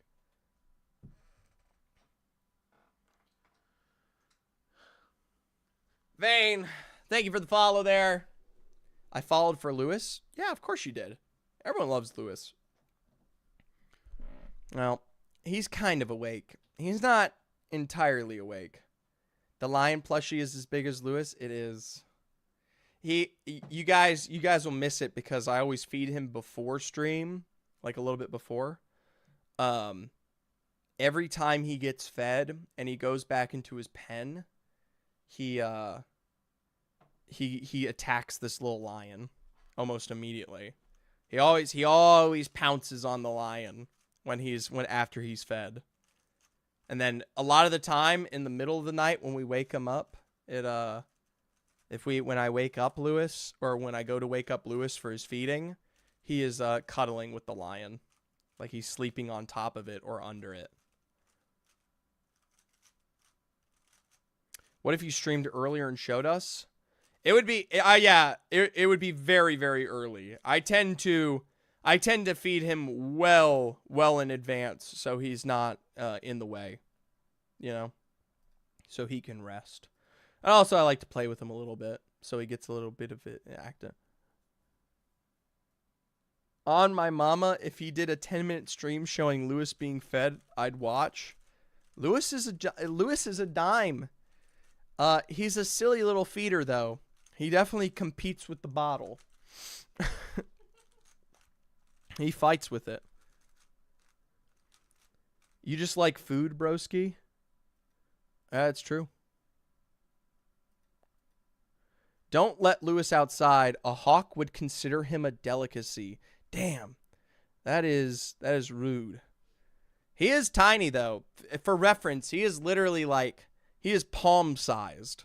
He is just a palm-sized little kitty. So, he's just a baby. There we go. Little kick of defeat.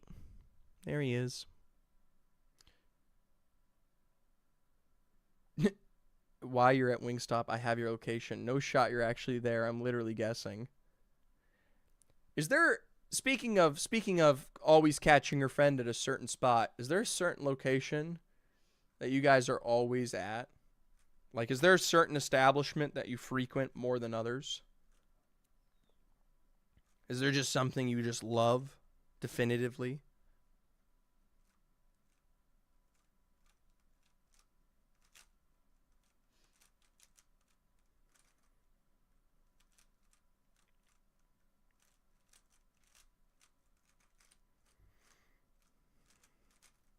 Yeah, my day job, minus the love.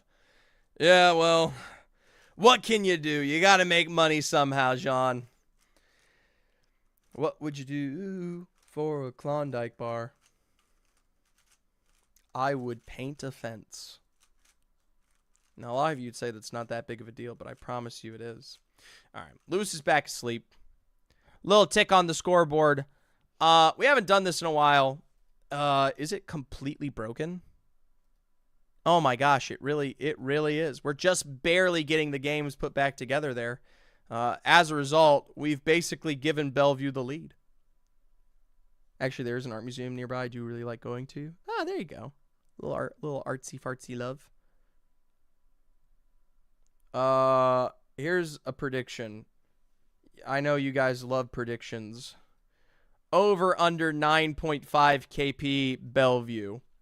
Haven't done it in a minute. 2 minutes on the clock. There you guys go. Dude, my face is so itchy. Itchy. There we go. I think. Nope, we've added 2 Bellevue games. Bellevue is now 83 points. 83 points in the lead. They are goated. Remember, folks, I just commentate the things that are already being hosted. That ain't me. That ain't me. Let's jump back into game 4. This is game 4 of 6. And we'll see how it goes.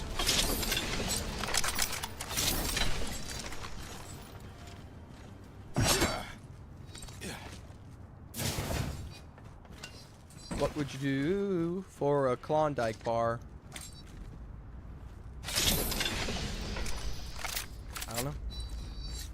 I don't know. Maybe I'd You don't know what I'd want to do for a Klondike bar. All right? You don't want to know how far I would go for a Klondike bar. Needs anything, you run it. I'll be honest with you.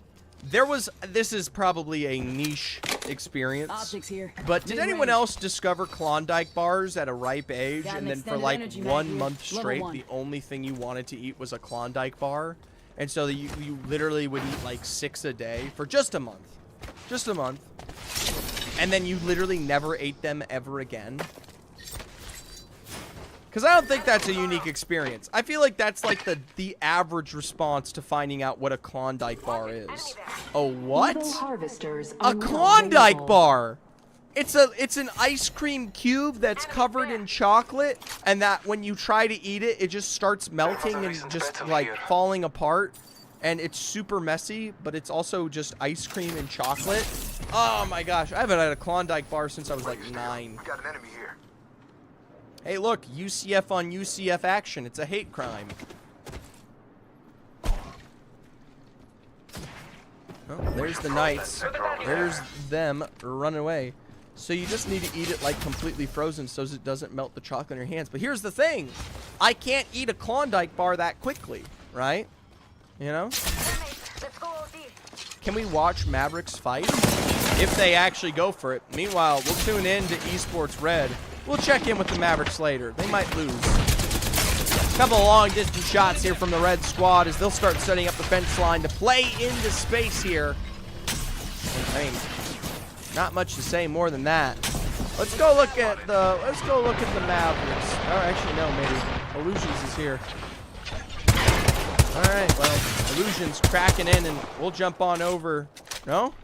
I forget. We're on like an 8-second delay with the observers, so I keep messing with them. All right, here you go. One of the few days we can actually see what the Mavericks are up to. Speed Demon v Gravity. They got the knock on the Castle Crasher there from afar. There's the gas trap, and they're going to try to assault upon the building while we wait. Yo, how is your name pronounced? Zephyr, like a heifer. Cat. Gas for gas here. The Minnesota State Mavericks are back in it. Schmalz does get that re-knock, but it's at the trade of Speed Demon. A beautiful return to height there. And for the Gators, they'll be back down to the swap. There we go, down towards the southwest as we'll tune into Bellevue versus Texas A&M. A little bit of some revenge action here, potentially, or even maybe just an early exit. Naver dropping the Stinger Bolt down there for a place of survivability, but it's Cosmos from R5R coming in here, a third party from the roster. You gotta pray that Tamu gets their way out of this one. Pear and Swifty are tight for health here. We'll see how it goes. Looks like Pear did at least make it towards the southern side there, so a little bit of a crafter, and they should be back into it. Meanwhile, for R5R, really not much better themselves. It is literally just Nikosu. And so, children, as a result, it is the Bellevue Bruins. Here again to ruin your day. There's the full thirst onto Cosmo. And with that, UC is trying to suss out that final remaining member in Nikosu here. There you go. He's got him on him. Hook, line, and sinker. He is low, though. If he over-contests this against Nikosu, that'll be it. Down and over to the side there. Leaping into the ocean. Oh. Ooh, it wasn't even a question. It wasn't even a question there. That's it. They'll send R5R packing. Second game in a row for this roster. We also say goodbye to OU in the meanwhile. So no Oklahoma. They had a great turnaround last game. Can't say the same this time around. By the way, I'm going to check the scrim standings here. Nope, still broken. All right, I think the score is going to be broken all day long today. Potentially. Is it? No? I think it got fixed. Yes, it's fixed. All right, scrims, overstats fixed. We'll check on that later. My itchy nose can only defend so much here. What would you do for a Klondike bar? I don't know why that stuck in my head. Survey beacon over there.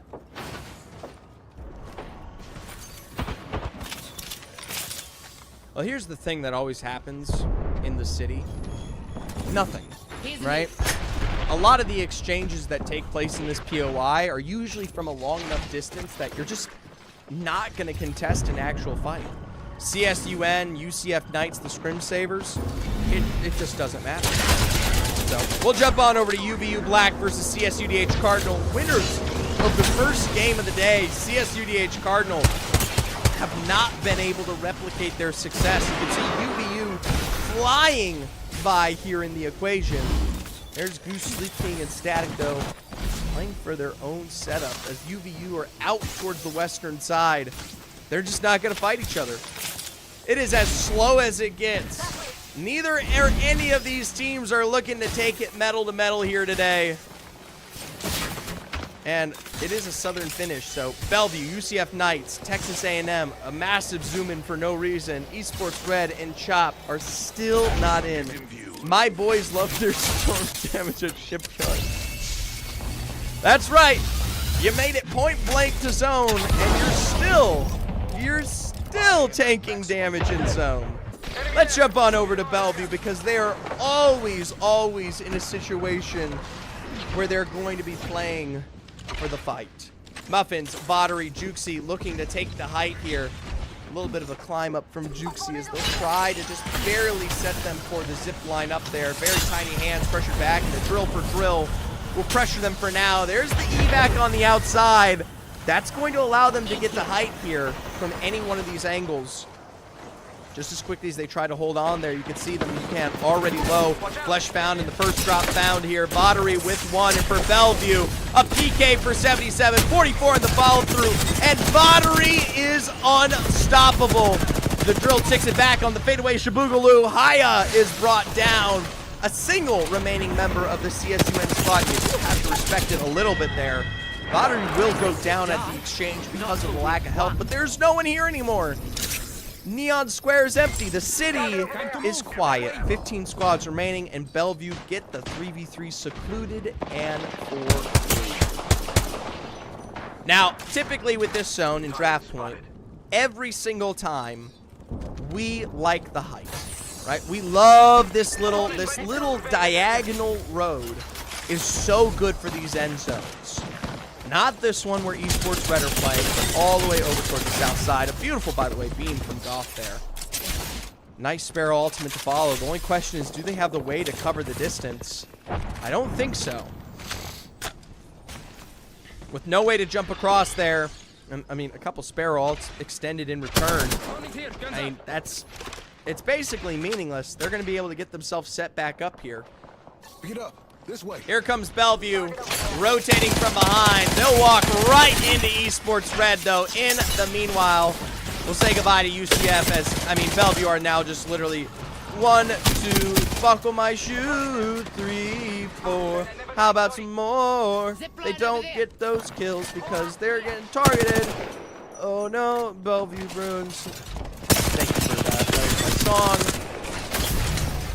Bellevue, once again, kind of misses out on that exchange there. Jukesy will inevitably get the drop down onto Gerald.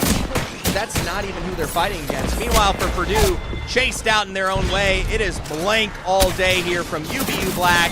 There you go, Lawless. Here you go. Into zone, into the fight, into the equation. UVU Black no longer playing the quiet game. We already saw one UCF squad go bye-bye. How about another? Kai with a knock from up above. And Bellevue ain't much further themselves here. Just as quickly, though, Hawaii is doing a great job at holding Bellevue back from all the way up on height here. They did lose out on one a moment ago. We'll see how they might exchange a beautiful, beautiful Sparrow ultimate on the interior there. From behind the castle, or the knockdown shield. He's going to try to stick the reset. Well, that's it for Bellevue. Out in 13th, and with no R5R in the lobby either. Guys, we are looking at a full collegiate finish here for the likes of Game 4. Game 4. I feel like vomiting. Either way. Tamu Maroon, I mean, they just wrapped. Everyone's kind of already run away from this fight, so they're not going to really get much KP. And instead, Pear actually taking a little bit too much. UHE combo, maybe Minnesota State Mavericks on the extension there. And whoa! Now, I still do like the prioritization towards that little bit of height on that bridge down south, but there is so much of the north of this zone still in play here. Even still, I like that bridge. If it does rotate and bounce back all the way towards the other side, I would be surprised It's not impossible, but it is not the commonality that we usually see from this zone finish. Usually, right here, UVU Black. This position is worth its weight in gold on most of these zone finishes. The only worrisome thing right now is the fact that we are catering so far to the north here. And so what might have been good might not last for long. UVU Black out for a hold of height. As you can see that deeper rotation from Hawaii out to the other side from the choke. Meanwhile, looks like Illusion's getting into it with SCC. A long-range knock with the ordnance there. I don't know if we'll see the rest of the SCC roster go down. They are stuck in the building down below. The gas is ticking against them.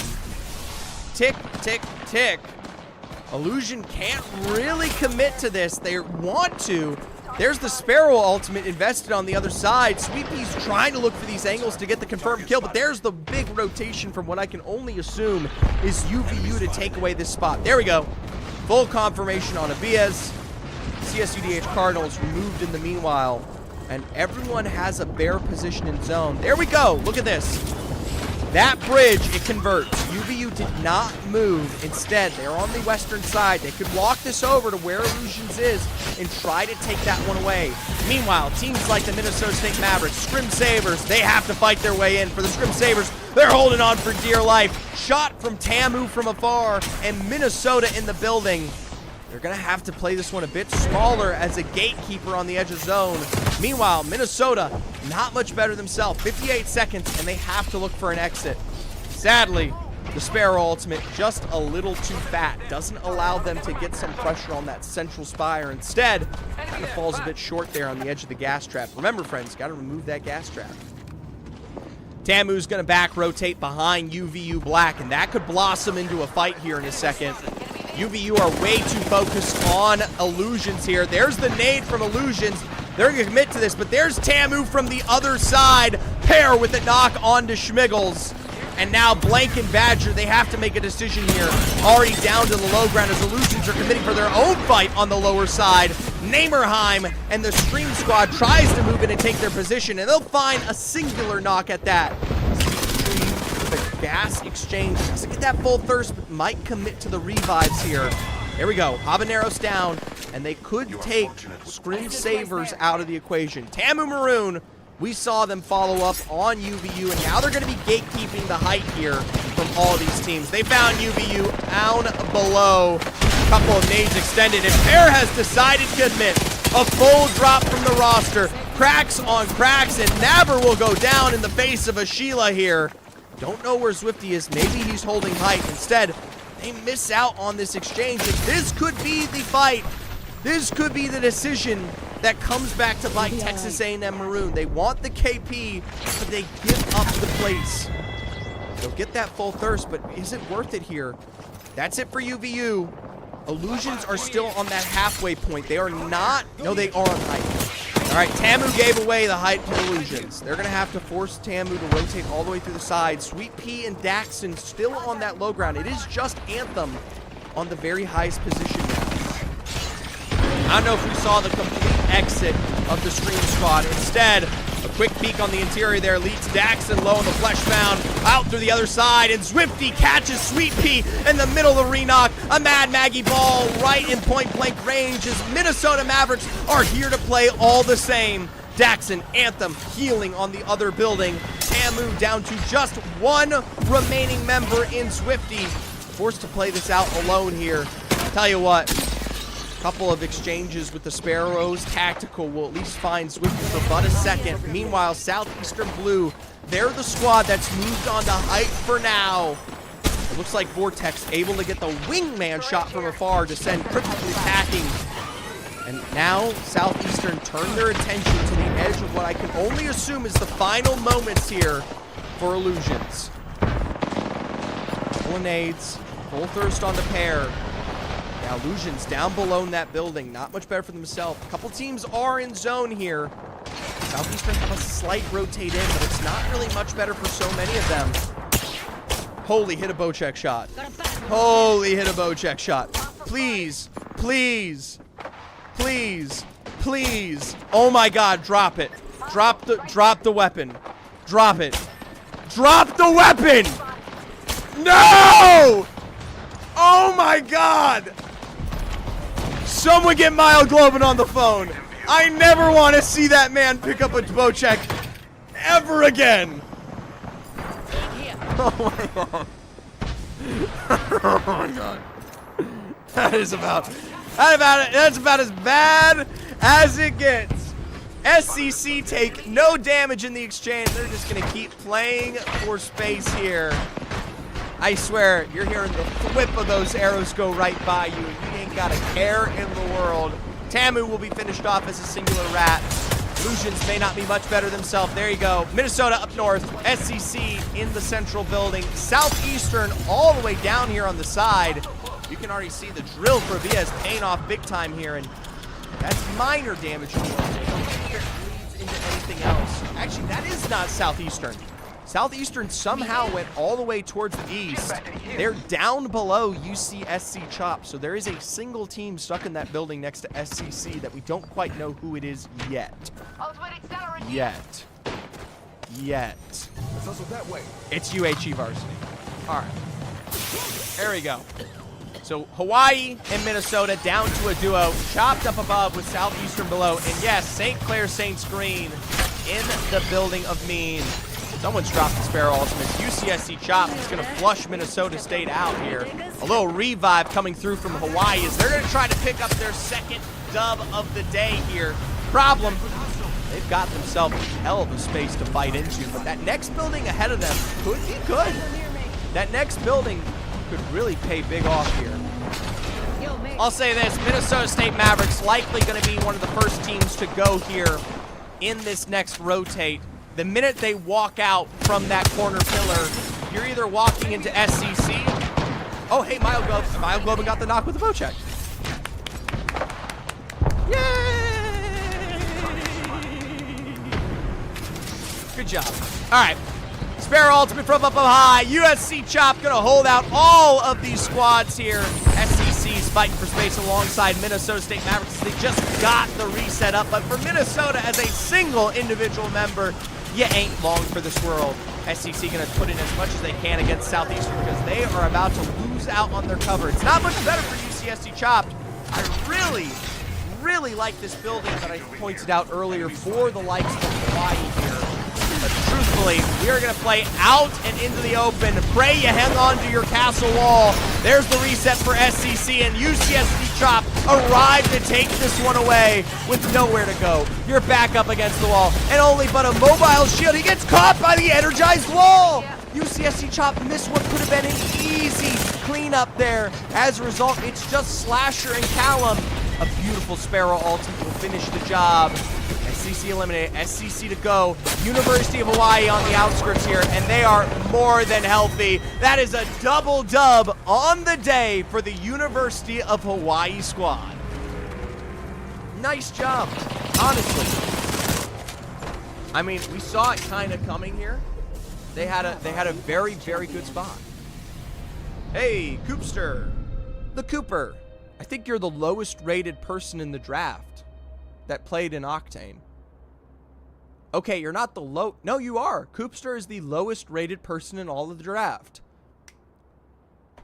That's how I remember you. All right, let's take a look at the scoreboard. Little quick refresh here. I believe it's a game 13. Yeah, there it is. University of Hawaii with the dub. I asked y'all before we got into it, though. Over under 9.5 KP Bellevue. They don't quite make it. Congratulations. The 10-point dub on the under. That's going to fall the way of Jean there. Jean, I didn't know you were a better. Congratulations. Turns out I was the problem on Chopped. Yeah, looks like you had to go. UCSC Chop, they make a little trade. There's Slasher and Callum, and they jump up with 15 points. It's not an explosive win. Honestly, for most of these squads, it really isn't that good. It is kind of a very balanced victory at that, but that's going to allow UHE maybe to jump back up. Remember, R5R was eliminated super early in this roster, and that's why we see the lobby's quality kind of slow down there. Even still, 4.5, 4.45 average. So, we'll see how it goes. Get another prediction going Over, under. We've had 11 for Hawaii. We've had 0. We've had 6. And we've had 0. It is a tight... I don't know how to feel about it. It's a tight exchange. Let's do 5.5. All right. 5.5 KP for the University of Hawaii. Here you guys go. 5 minutes on the bet. Over, under. Get your job in. Congratulations, John. OMG points. Good job. You took the under. You were a betting fiend, and you got it there. And now in the overall, we do see a slight return for Hawaii. Even with 2 dubs on the day, this is the difference between them and Bellevue. There is a utterly massive gap in terms of KP. What's even more absurd, guys, is the fact that it's a 20-point gap between them and Bellevue. So their placements arguably should be better, right? 14th, 14th, 6th, 13th. Not really. I feel, personally, I feel like there might be a little bit of a discrepancy here with the KP. I'm not entirely sure. Because if you have 63 kills and you have a score of 70, something along the way isn't adding up. Huh. All right, guys, take Overstat with a grain of salt right now because it is being confusing. I mean, beyond what I understand. Either way, we'll rock with it for now. Hawaii, they get a little bit of a jump bust there with the 23 points, taking them from a current 27 to a massive 50. They surpass Tamu Maroon and CSUDH Cardinal, as we do see a little bit of Illusion Scrim Savers. That's the first game, though, for Purdue Black, where they do not finish in the top 3. They go out early in 11th, and that's going to really finally kick them down on the board here. Rest of the teams, not much more to say. We do still have kind of a 3-pronged race here for the top. Bellevue does bounce back and forth, but remember, every single game, they are picking up some level of KP that keeps them competitive in the top position here. So we'll see how it goes. We're going to jump on to the likes of World's Edge one final time. Take a look at the drops before we get into it here. Tamu Maroons in Countdown. They're top 4 right now. The Bellevue squad always starts in mod. Expect them to send it onto some of these southern teams. Of course, the likes of UHE in Survey Camp right there, and R5R in Climatizer. So you do have 3 of the best top 4 teams in Countdown, Survey, and Clima. If we go north, expect to see potentially some fire. Potentially some action here. All right. Let's jump in game. I know Apex was doing a little chunky monkey here earlier today, but has things been looking all right? Is the quality sufficient? Are we appreciative of the different design? It is kind of clunky for us. I will say, I'm gonna have to sit down with my observer and we're gonna have to try to figure out how to make this a little bit smoother, but I think visually, not be bad. New meta incoming. New meta incoming. I didn't see UVU. Can we get a UVU check? Little UVU check early. On my soul, someone better sign up as Team Lewis tomorrow. I should have been captain to take Team Lewis. There is no team. You don't have a team name in my tournament. No team names in the Zephyr tournament. Wanna know why? Because there's 60 squads, and I have to keep track of all of you. Do you know how hard that is? You know how hard it is to keep track of all of you when I barely know? Anyways, UVU. I don't know if this is new meta, but we're back to Fuse. Pathfinder to replace a little bit of the mobility we see from some of these squads. Haven't been able to keep track of the legend bands with a little bit of the overstat breaking tonight.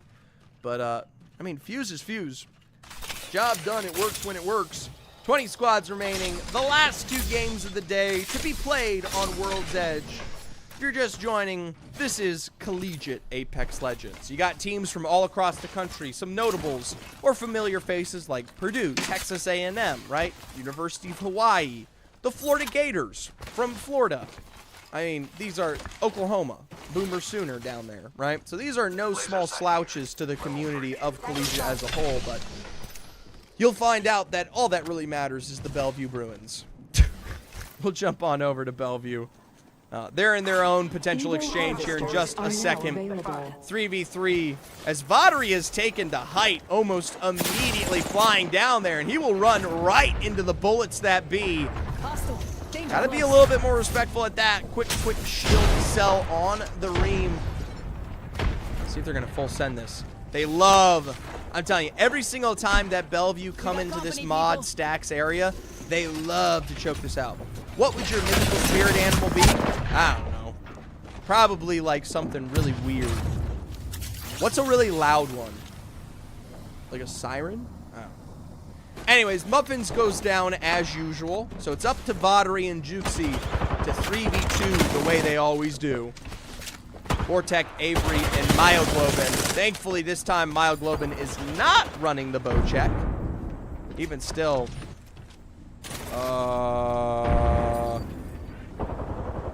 Apparently, we disconnected. And we disconnected at the very same time. I think Southeastern's internet just died. Like literally the schools. What are your thoughts on Snide Snooties being the baddest bitch in the galaxy? I do not know what a Snide Snooty is.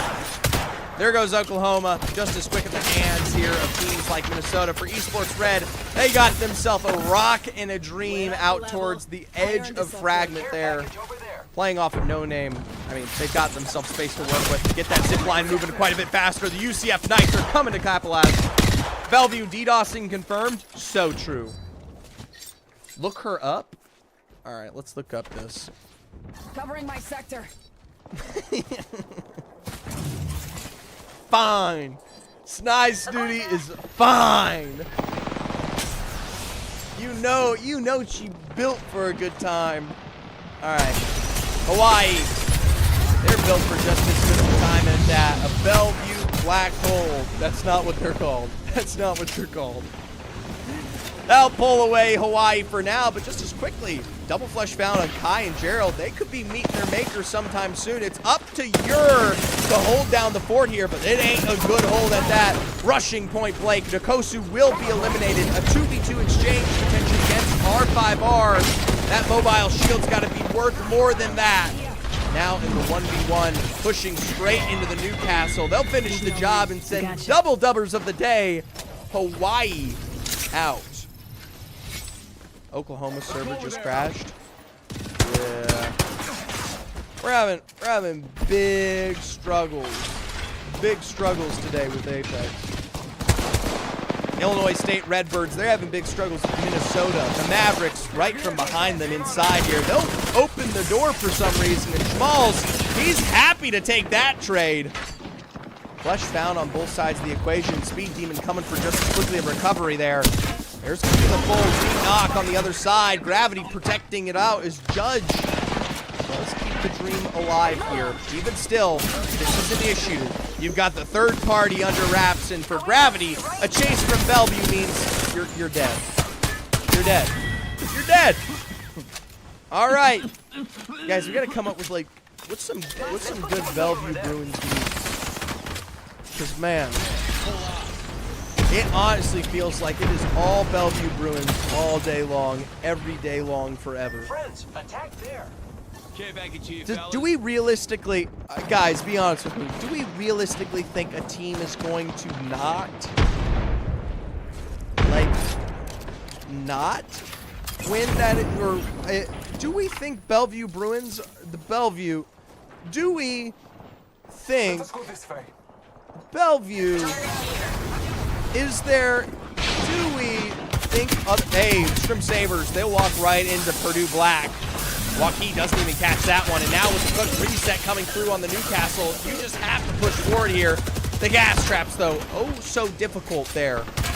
Cross the distance, climbing back up the height. That'll be another Newcastle res. That's tactical for now. We'll try. From Sabres onto the second floor, and for the life of all that is holy, Purdue did get these resets up. And honestly, impressive feat at that, and the gas, pretty darn punishing. You can hear the castle wall on the ready as Purdue have the advantage. They are full health and ready to go. Walkie rotating through the other side. Point blank stick with the Arc Star. That's going to be the knock that counts. Big damage back, and you have to ask, where's the rest of Purdue? They peek around the other side for Scrim Sabres, stuck on but 50 health here.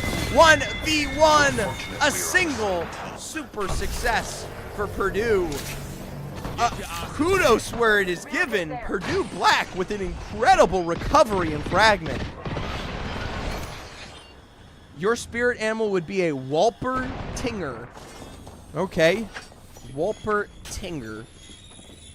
German, it's said to inhabit the Alpine forest of Bavaria.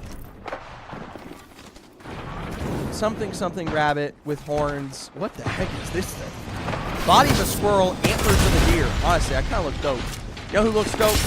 Bellevue. That's the transition. Need a bounce? Good. Nice to see you, too. Always happy to have you. You'll miss out on some more Bellevue fun. Here they come.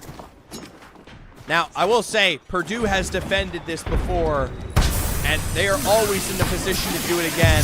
Even still, that gas is just disgusting to deal with here. Couple of traps back, and Purdue are holding on for dear life. They just can't let... I mean, honestly, with Bellevue, you gotta stick your thorns out strong. But instead, we walk into Juicy with a 45. All right, well, that's it. It was really cool. Purdue, you made an awesome recovery, but you happened to be located a couple feet away from Bellevue's rotate. So GG. Bellevue, UVU Black seems to be the next closest team. I don't think they'll survive. Couple knuckle clusters out from afar, and for Bellevue, they have no other desire than to send it here. Couple shots already extended across from Florida from the streamer building. And I'm just waiting for Bellevue. Don't forget, R5R is in the lobby.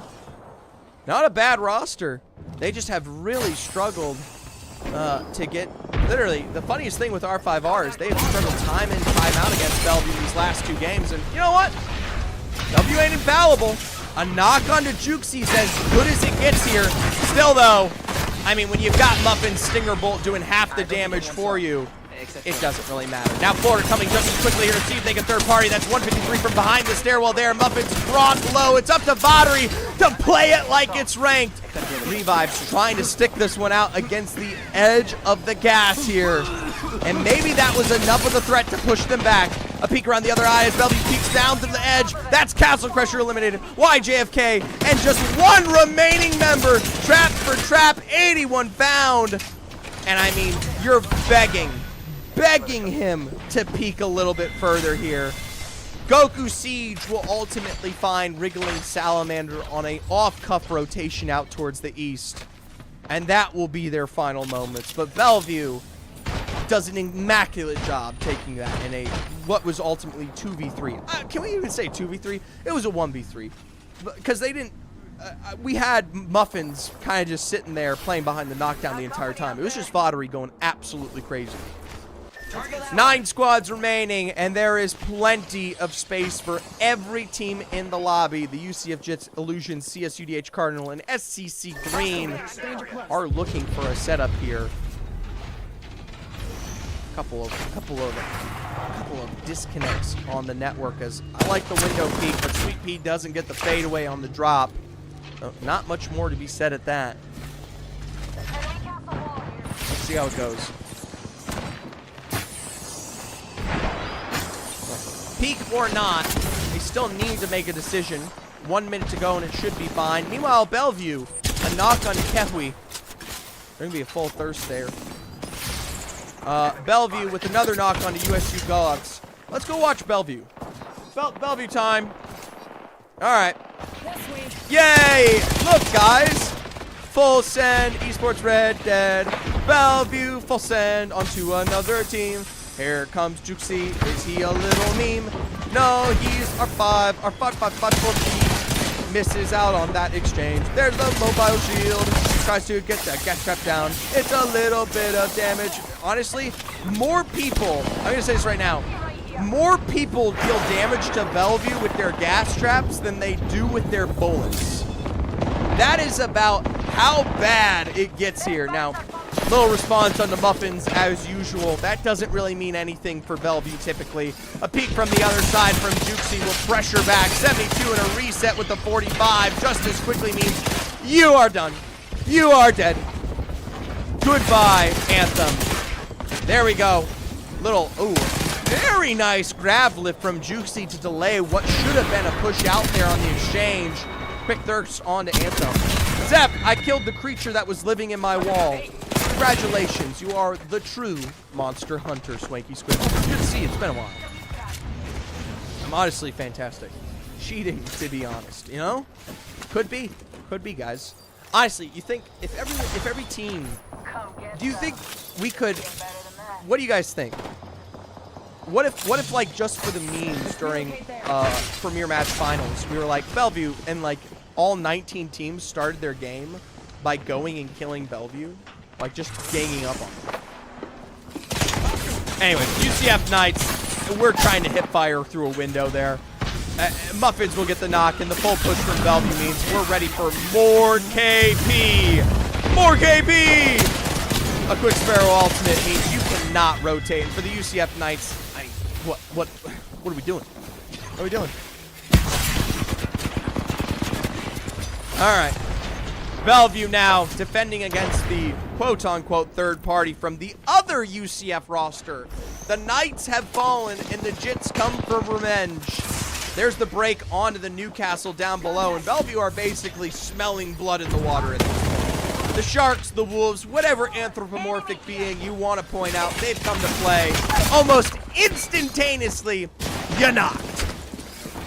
Couple exchanges around the back there. They're gonna hold for space, utilizing the Sparrow ultimate, and just as quickly as they peek, it's another instantaneous elimination for Bellevue.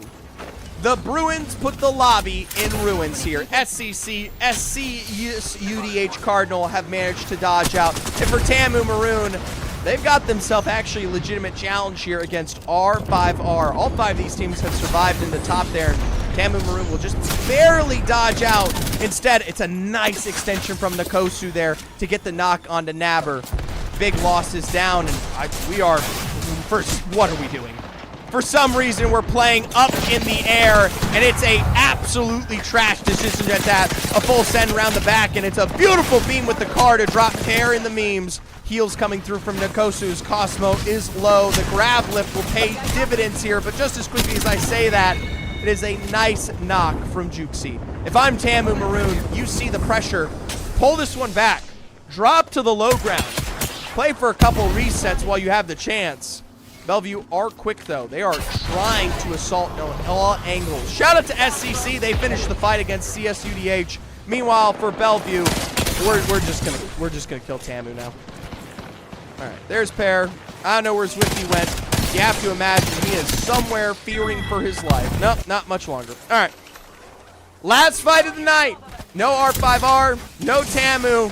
Here's SCC trying to step to the metal. No one wins a 3v3. Here you go. You literally, point blank, early damage found on the Zippy. Like I said, the gas traps do the most damage possible because your bullets don't even find purchase. It's a Bellevue dub. It's a Bellevue dub. It's a Bellevue dub. We might as well call scrims early, folks.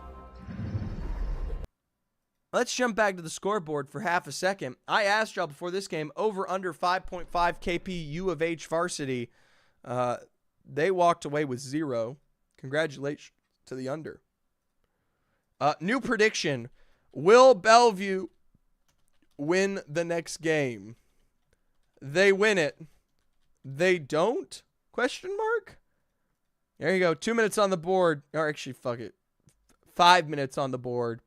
Get your bets in. 45 points for Bellevue. Over half of the lobby slaughtered. The next closest is a beautiful, remarkable 6 KP high for R5R. Incomparable. Bellevue blast all the way to a triple-digit score with 3 wins on the day. It is... They make up over a third of their total KP in just that one game alone.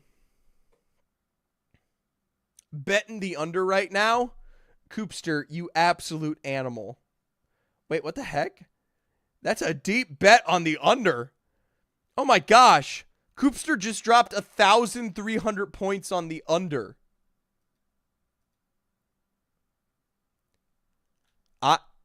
I'll be honest with you, Coop. That's a scary bet to take. You got, in fairness, technically, you have the faith of what might be, but here's the thing: it ain't going big. You know, there's no one else betting, you know, against you. You got like 100 points on the line for they win it. So if you lose out, you know, if you win, you don't make that much money, you know? Either way, why did I not get my points for the last one? You should have. They had over 9.5 kills. Bellevue or UH? Because the last bet was UHE. We already did the Bellevue bet. That was a while ago. That was Bellevue last game. Bellevue last game did not get 9.5 kills. So you missed out, Vane. Bellevue, the previous bet was UHE. So we went from, that's not true. It's okay. It is. I know you're not paying attention. Bellevue, 9.5 KP was the bet 2 games ago. When we went into the next one, I asked y'all 6.5, or I think it was 5.5. 5.5 for UHE varsity. So there you go. They did not. I'm only here for Lewis. That's okay. Most people are. Speaking of the baby. Oh my God. Look at the little baby. Oh. Dude. Look at him. Look at him. Look at him. Oh? Are we waking ourselves up? No, he's just twitching a little bit. He's just a twitchy little baby.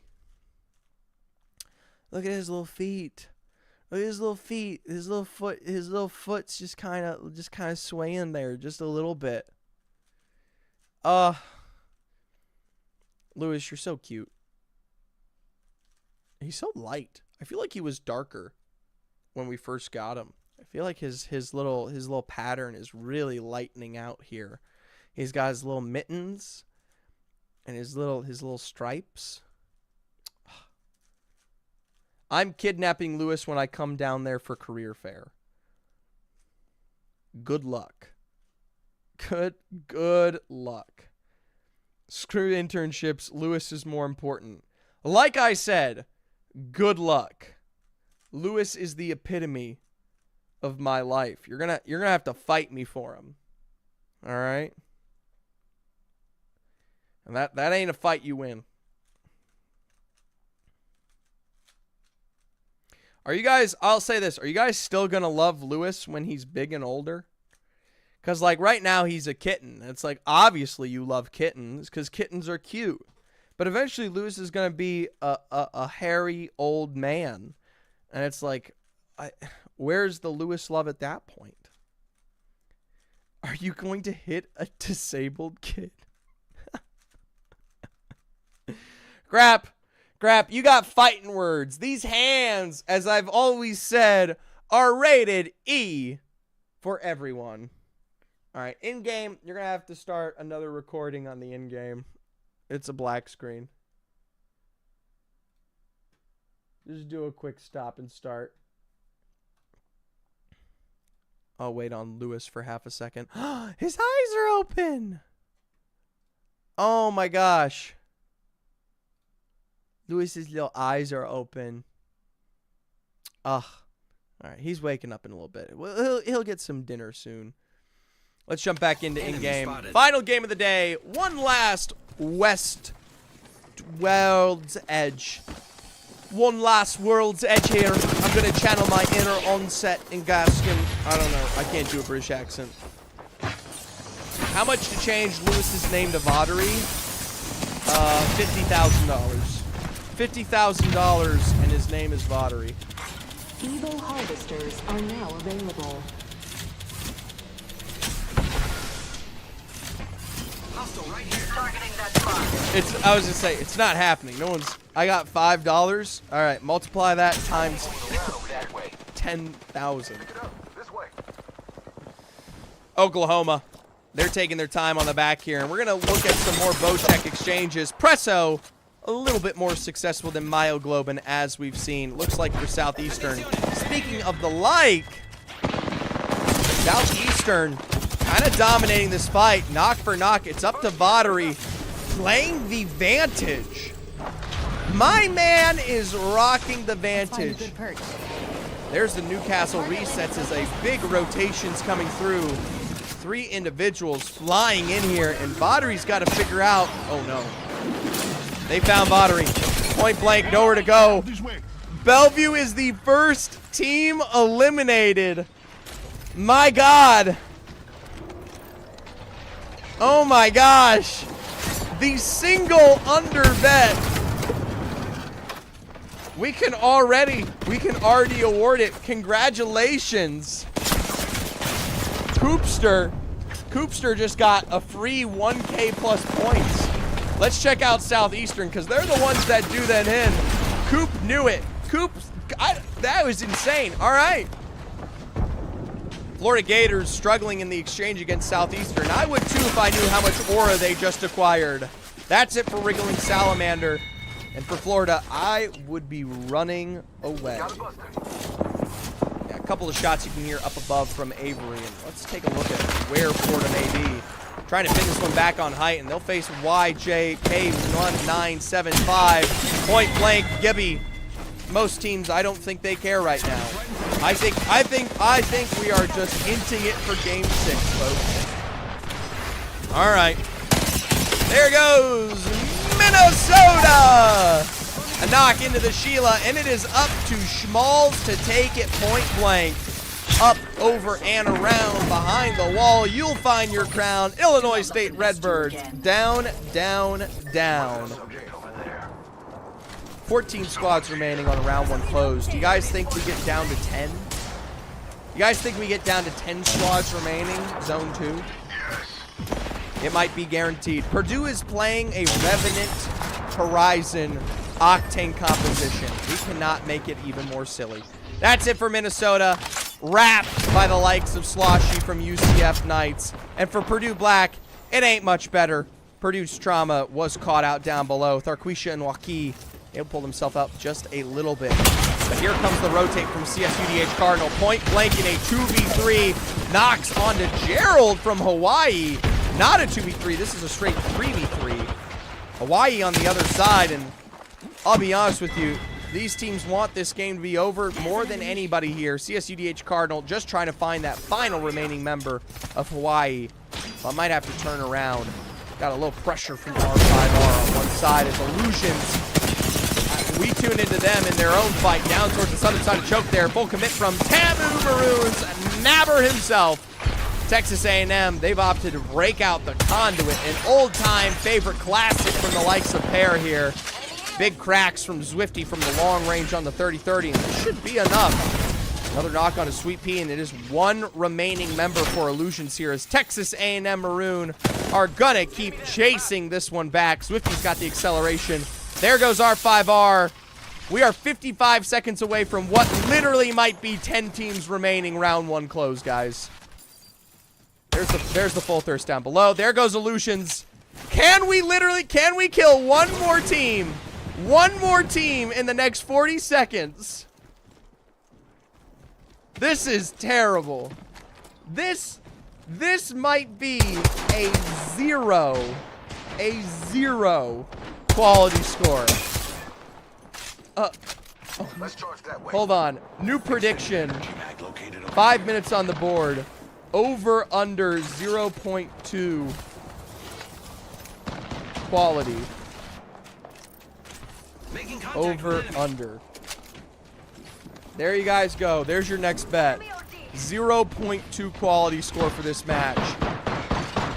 10 squads remaining on a round 1 close. Half of the lobby eliminated in the very first chunk of the zone. And I'll tell you what, it looks like we might be seeing one to join them along suit here.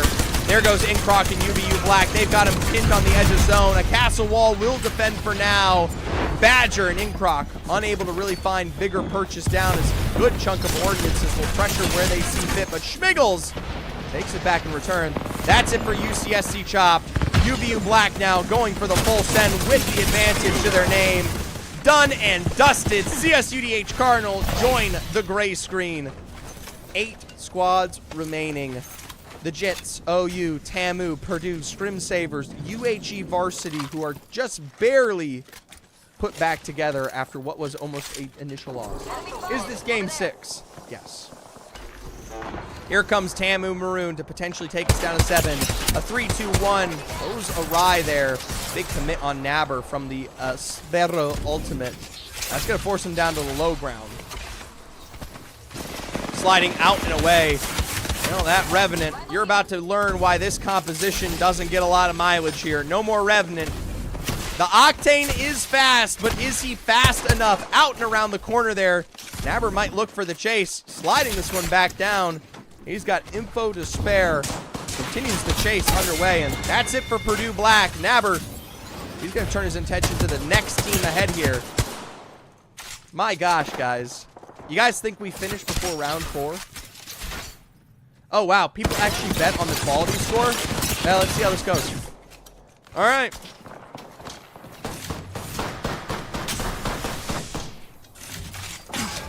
Stuck with the bow check from behind. I can only imagine that's UHE with a heinous crime. Swifty massively escaping from the exchange. And yes, it is UHE on height here. All 7 teams are officially in zone. And TAMU Maroon, you can see, I mean, maybe set up for a return. SCC stuck down below and still the attention of the Hawaii roster there. What's going on in the choke by Geyser? Yeah, what is this? You got the Scrim Savers with nowhere to go here. Let's take a look. I called it before Scrim started. No higher than 3.7 overall. You might have been right. There's the full extension out and over towards the side there, trying to take advantage of the Scrim Savers. UVU Black. We'll see how they can do. I, too, love dumping an entire mag into the snow. Hello. Hello, Sleep King. Well, 7 squads remaining, and this is about as bad as it gets here. A black hole goes wide as UVU are going to try to see if they can finish the job. UCS Jits are playing the entrance directly. And you can see the escape from Skin Savers on the other side. Here comes UVU, point blank behind the rock. The Tempest out in full form. That's going to allow the Rampage to really sing here. Massive knocks found as 6 squads join us. Meanwhile, Texas A&M, the University of Hawaii, a 2v2, I think, exchange there. Ure is knocked, and they're going to drop potentially right into the face of the St. Clair Saints here. Gerald is right in front of St. Clair. OU's on the other side, and yep, that's it for Hawaii. They walked right into St. Clair. Meanwhile, OU pressured by TAMU, St. Clair down below. I'm donating points. You're donating points. My gosh. Yeah, all right. We'll see how it goes. There's a plethora of potential points here on the map. SCC, OU, TAMU, the only ones in zone. The Scrim Savers still, I mean, they should be able to get this revive off. Take their time, get the Moby going, get the res on the blue boxes. Let's go over there. This is just bad, guys. Well, Zone 3 closed. This is where we would really see things slow down if it does. It just comes down to how aggressive these teams want to get. There's Texas A&M Maroon up on high here. UVU already dropping down the Sheila wall. See if they can pressure them from afar. St. Clair's still playing underneath. this might be over a 0.2. It might. If we continue to slow down here, the scrim quality might jump up. Either way. Couple ultimates over and afar. And I ain't got much to say to y'all. Any team can play for any positioning right now. It's really just going to come down to who ins who. Tamu Maroon, they might be the first to eclipse that kind of conversation here. Hydrate? Shit. I don't have anything to hydrate with. Here you go. Here's a little bit of water left in my Baja Blast from last season.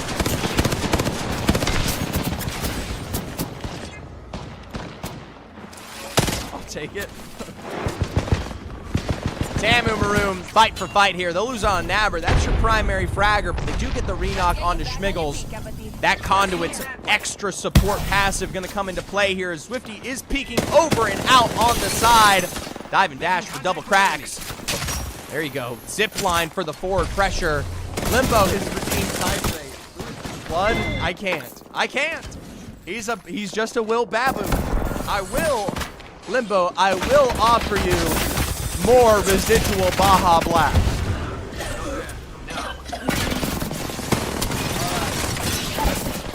You have literally all the places in the world to choose from in this zone, and SCC choose to hold themselves up into a corner down below the competition. Are we going to think about that at all? Like, is anyone going to discuss that? No? Big Lewis cam? Do you guys just want to say screw it to watching Texas A&M win this final game and just rock the Lewis cam for the rest of it? Do you guys just want the audio cast?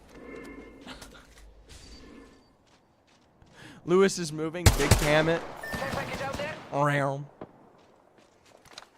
he's cleaning himself. Look at him go. Look at me. What if you switch Lewis to the big Apex screen and Apex to the tiny cam? You guys are funny. All right. Oh, he kind of being cute right now. Hold on. Look at him being so cute. W car? Yeah, whatever. He rolled over? He did roll over. He missed it. I don't miss anything, you know? I get to see this all day long, every day. Look, he's making himself a little tunnel. A little ball. He's going to keep cleaning himself there. Why are we single firing the 301?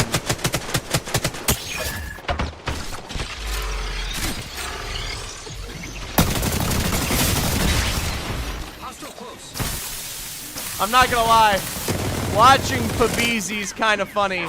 Tamu Maroon, though, they may be a little bit funnier here. They walk straight into a couple of gas traps, and that's gonna stop them for now. Final fight's on the way, and for Texas A&M Maroon, this is a struggle of an exchange. Can't control recoil. The 301 doesn't have recoil. What do you mean? If you can't control the 301 at this point, why? Anyways, Scrim Sabers from one side, OU on the other, maybe drop to the low ground here. Tamu's playing for the very, very edge of height at that. Scrim Sabers did push OU off of height, and there you go. Presso has got an angle. Is he going to shoot? No? No. I don't know why! Why didn't we shoot? Some people are bots. After watching him break that Sparrow, I was a bit concerned. There was definitely a moment there where we watched Pabizi see the Sparrow ultimate, turn towards it, thing, and then switch his gun.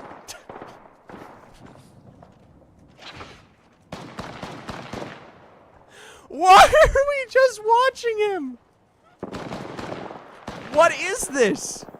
Why are we just sitting here looking at him? And he's gone!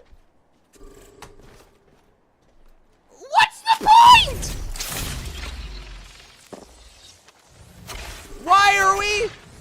Why are we doing this? Brr. Yeah. Can we get an Anthony Burr in here? That guy makes a good zombie noise. All right. I guarantee you if we go back to check his perspective here in a little bit, he's still sitting there looking at Zwifty. Making contact. Guarantee it. Okay. Guarantee it. The enemy is moving in.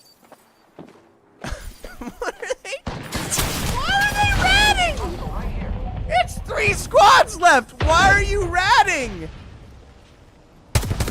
All right. Contact with hostile. Big rat plays in the Big 25. Tamu Maroon has sussed them out a little bit here. And you can't make this up. Are we going to shoot back? Are we going to shoot back? No. No, we're just going to run straight into them. Little fadeaway, big damage on Nabber, though. Does leave me a bit worried, but I believe he's got the... No, he does got the... All right, well, there we go. Just finish the job, guys. Oh, we're going to drop down. It's up to Pear to get the exchange, but instead he faced Nox in claim. Meanwhile, for Texas A&M Maroon, the Renox coming through from the Streamer squad are going to be dangerous here. Swifties extending all the way out to finish the job, and end of the day, it's a 2v3. Pear slips down, and that will be the difference maker. Cryptically does get a response.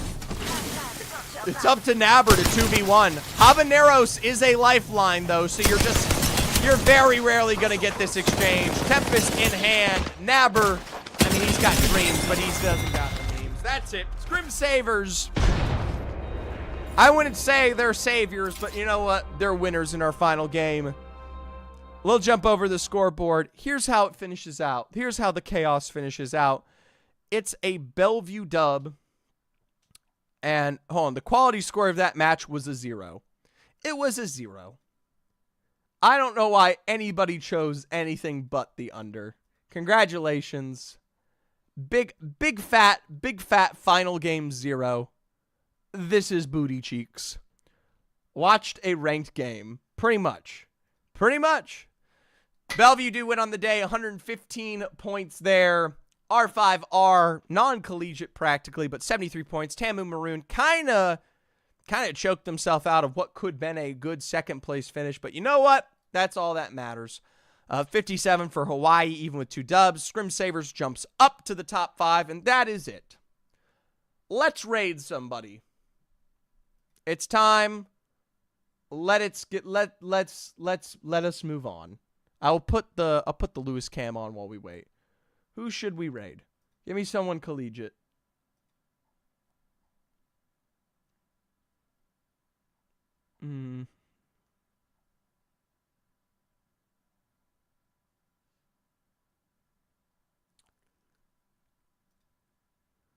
Playing ranked, so GG if I don't say bye. Lewis is so tough. 24-hour Lewis. Lewis is so tough. No raid picks, guys. No raid.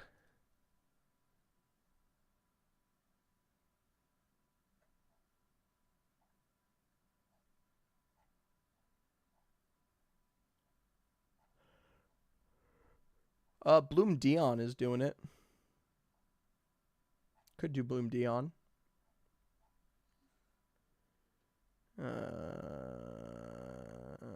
Alright, screw it. Bloom Dion. There you go. Alright, enjoy. Thank you guys for tuning in today. I'll see you tomorrow for... Oh, real quick. I will see you tomorrow for a high school showcase, scrims, and then the draft. You won't want to miss it. It will be absolutely peak. But thank you so much for tuning in. Thank you so much for watching. I will see you tomorrow for the big shmoney moves.